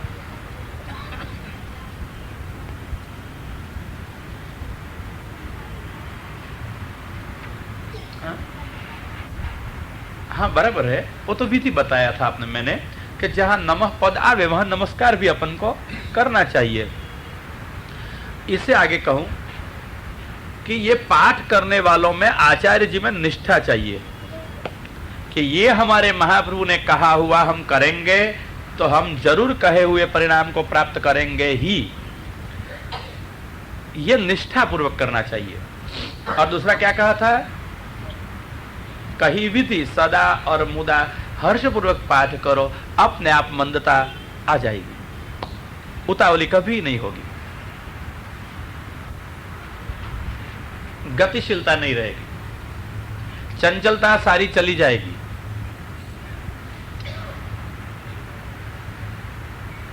तो जो मन की चंचलता हमको छोड़नी है तो मन हमारा जहां जहां जाए वहां क्या करना है? विराग।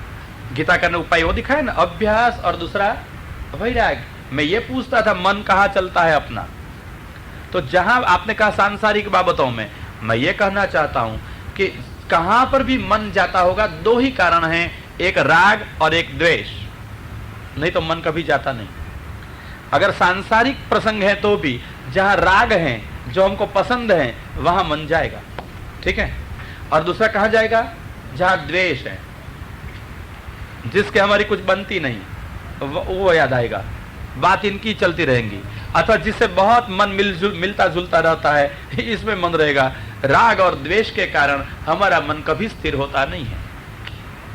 इसलिए अगर हम मन को स्थिर करना चाहे तो क्या करना चाहिए?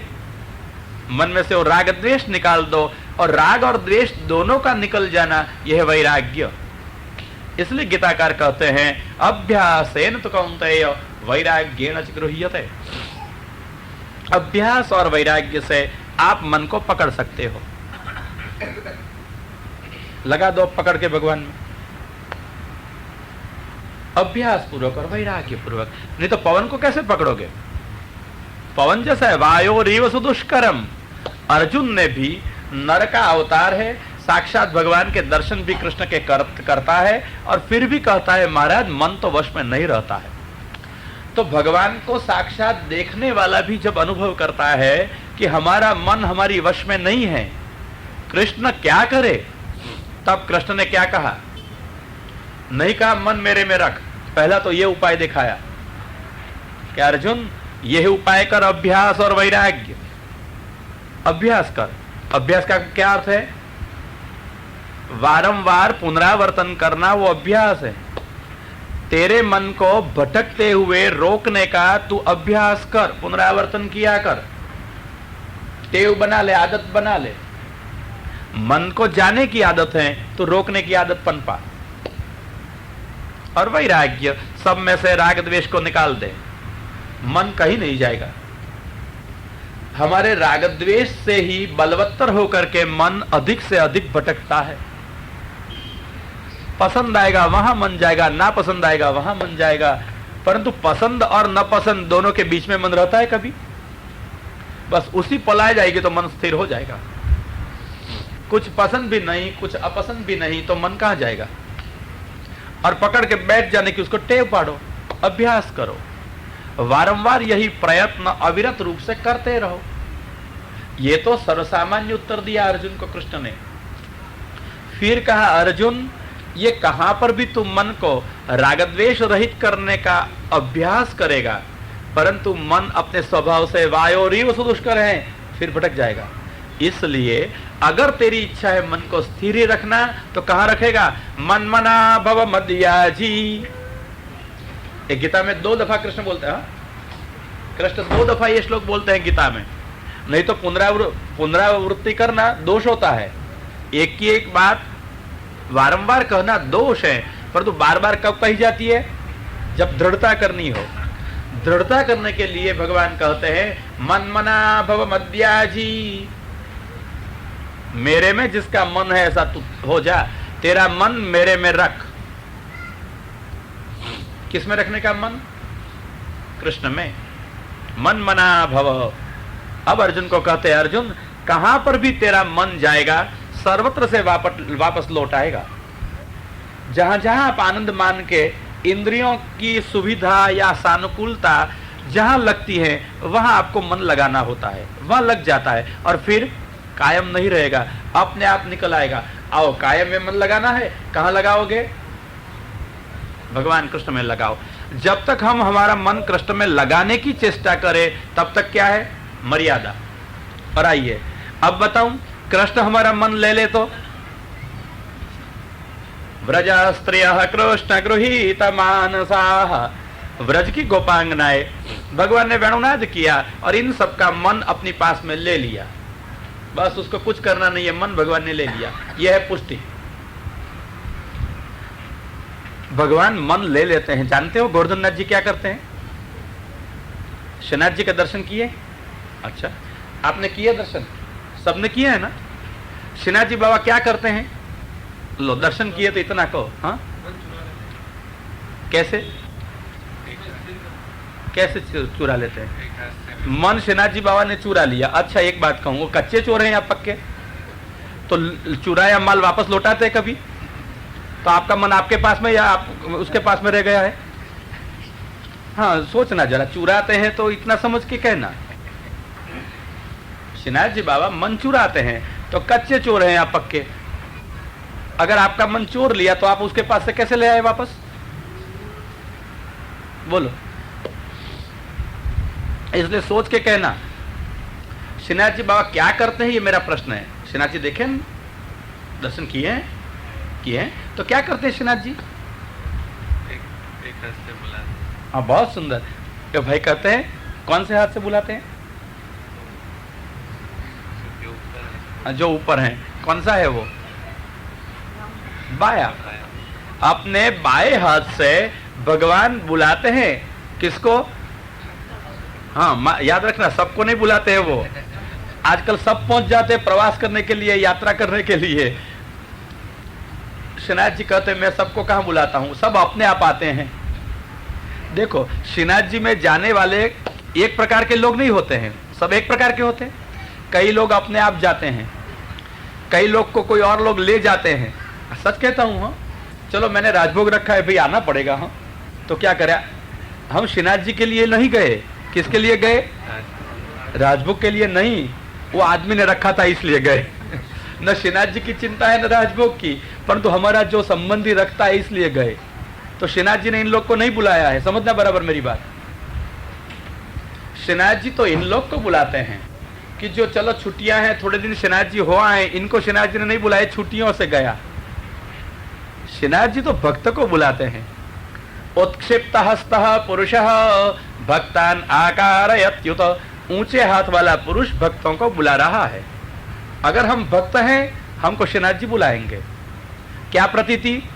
खींचेंगे। जिसको भगवान में आकर्षण हो उसका नाम भक्त। भक्ति का सादा अर्थ है आकर्षण, भगवान के प्रति आकर्षण होना। जैसे लोह चुंबक के प्रति लोह खींच के आ जाता है, तो लोह चुंबक क्या करता है? लोह को, जो चुंबकीय क्षेत्र में रहा हो उसको अपनी ओर खींचता है, आकर्षण करता है। तो ऐसी तरह से चुंबकीय क्षेत्र है भक्ति मार्ग। उनके क्षेत्र में रहे कौन? ये भक्त। कौन? भगवान के जो सजातीय है, पुष्टि मार्गीय हैं। लोह चुंबक कांच के कटके को नहीं खींचता है, कागज के कटके को नहीं खींचता है। किसके टुकड़े होंगे? रज होंगे, लोह के ही, लोखंड के ही। तो लोह चुंबक किस में से बनता है? प्लास्टिक में से, ये भी लोखंड में से। मतलब दोनों सजातीय हैं। तो जो सृष्टि श्रीनाथ जी के अंग में से उत्पन्न हुई, ये कौन सी सृष्टि है? पुष्टि सृष्टि। पुष्टिं कायेन निश्चयः।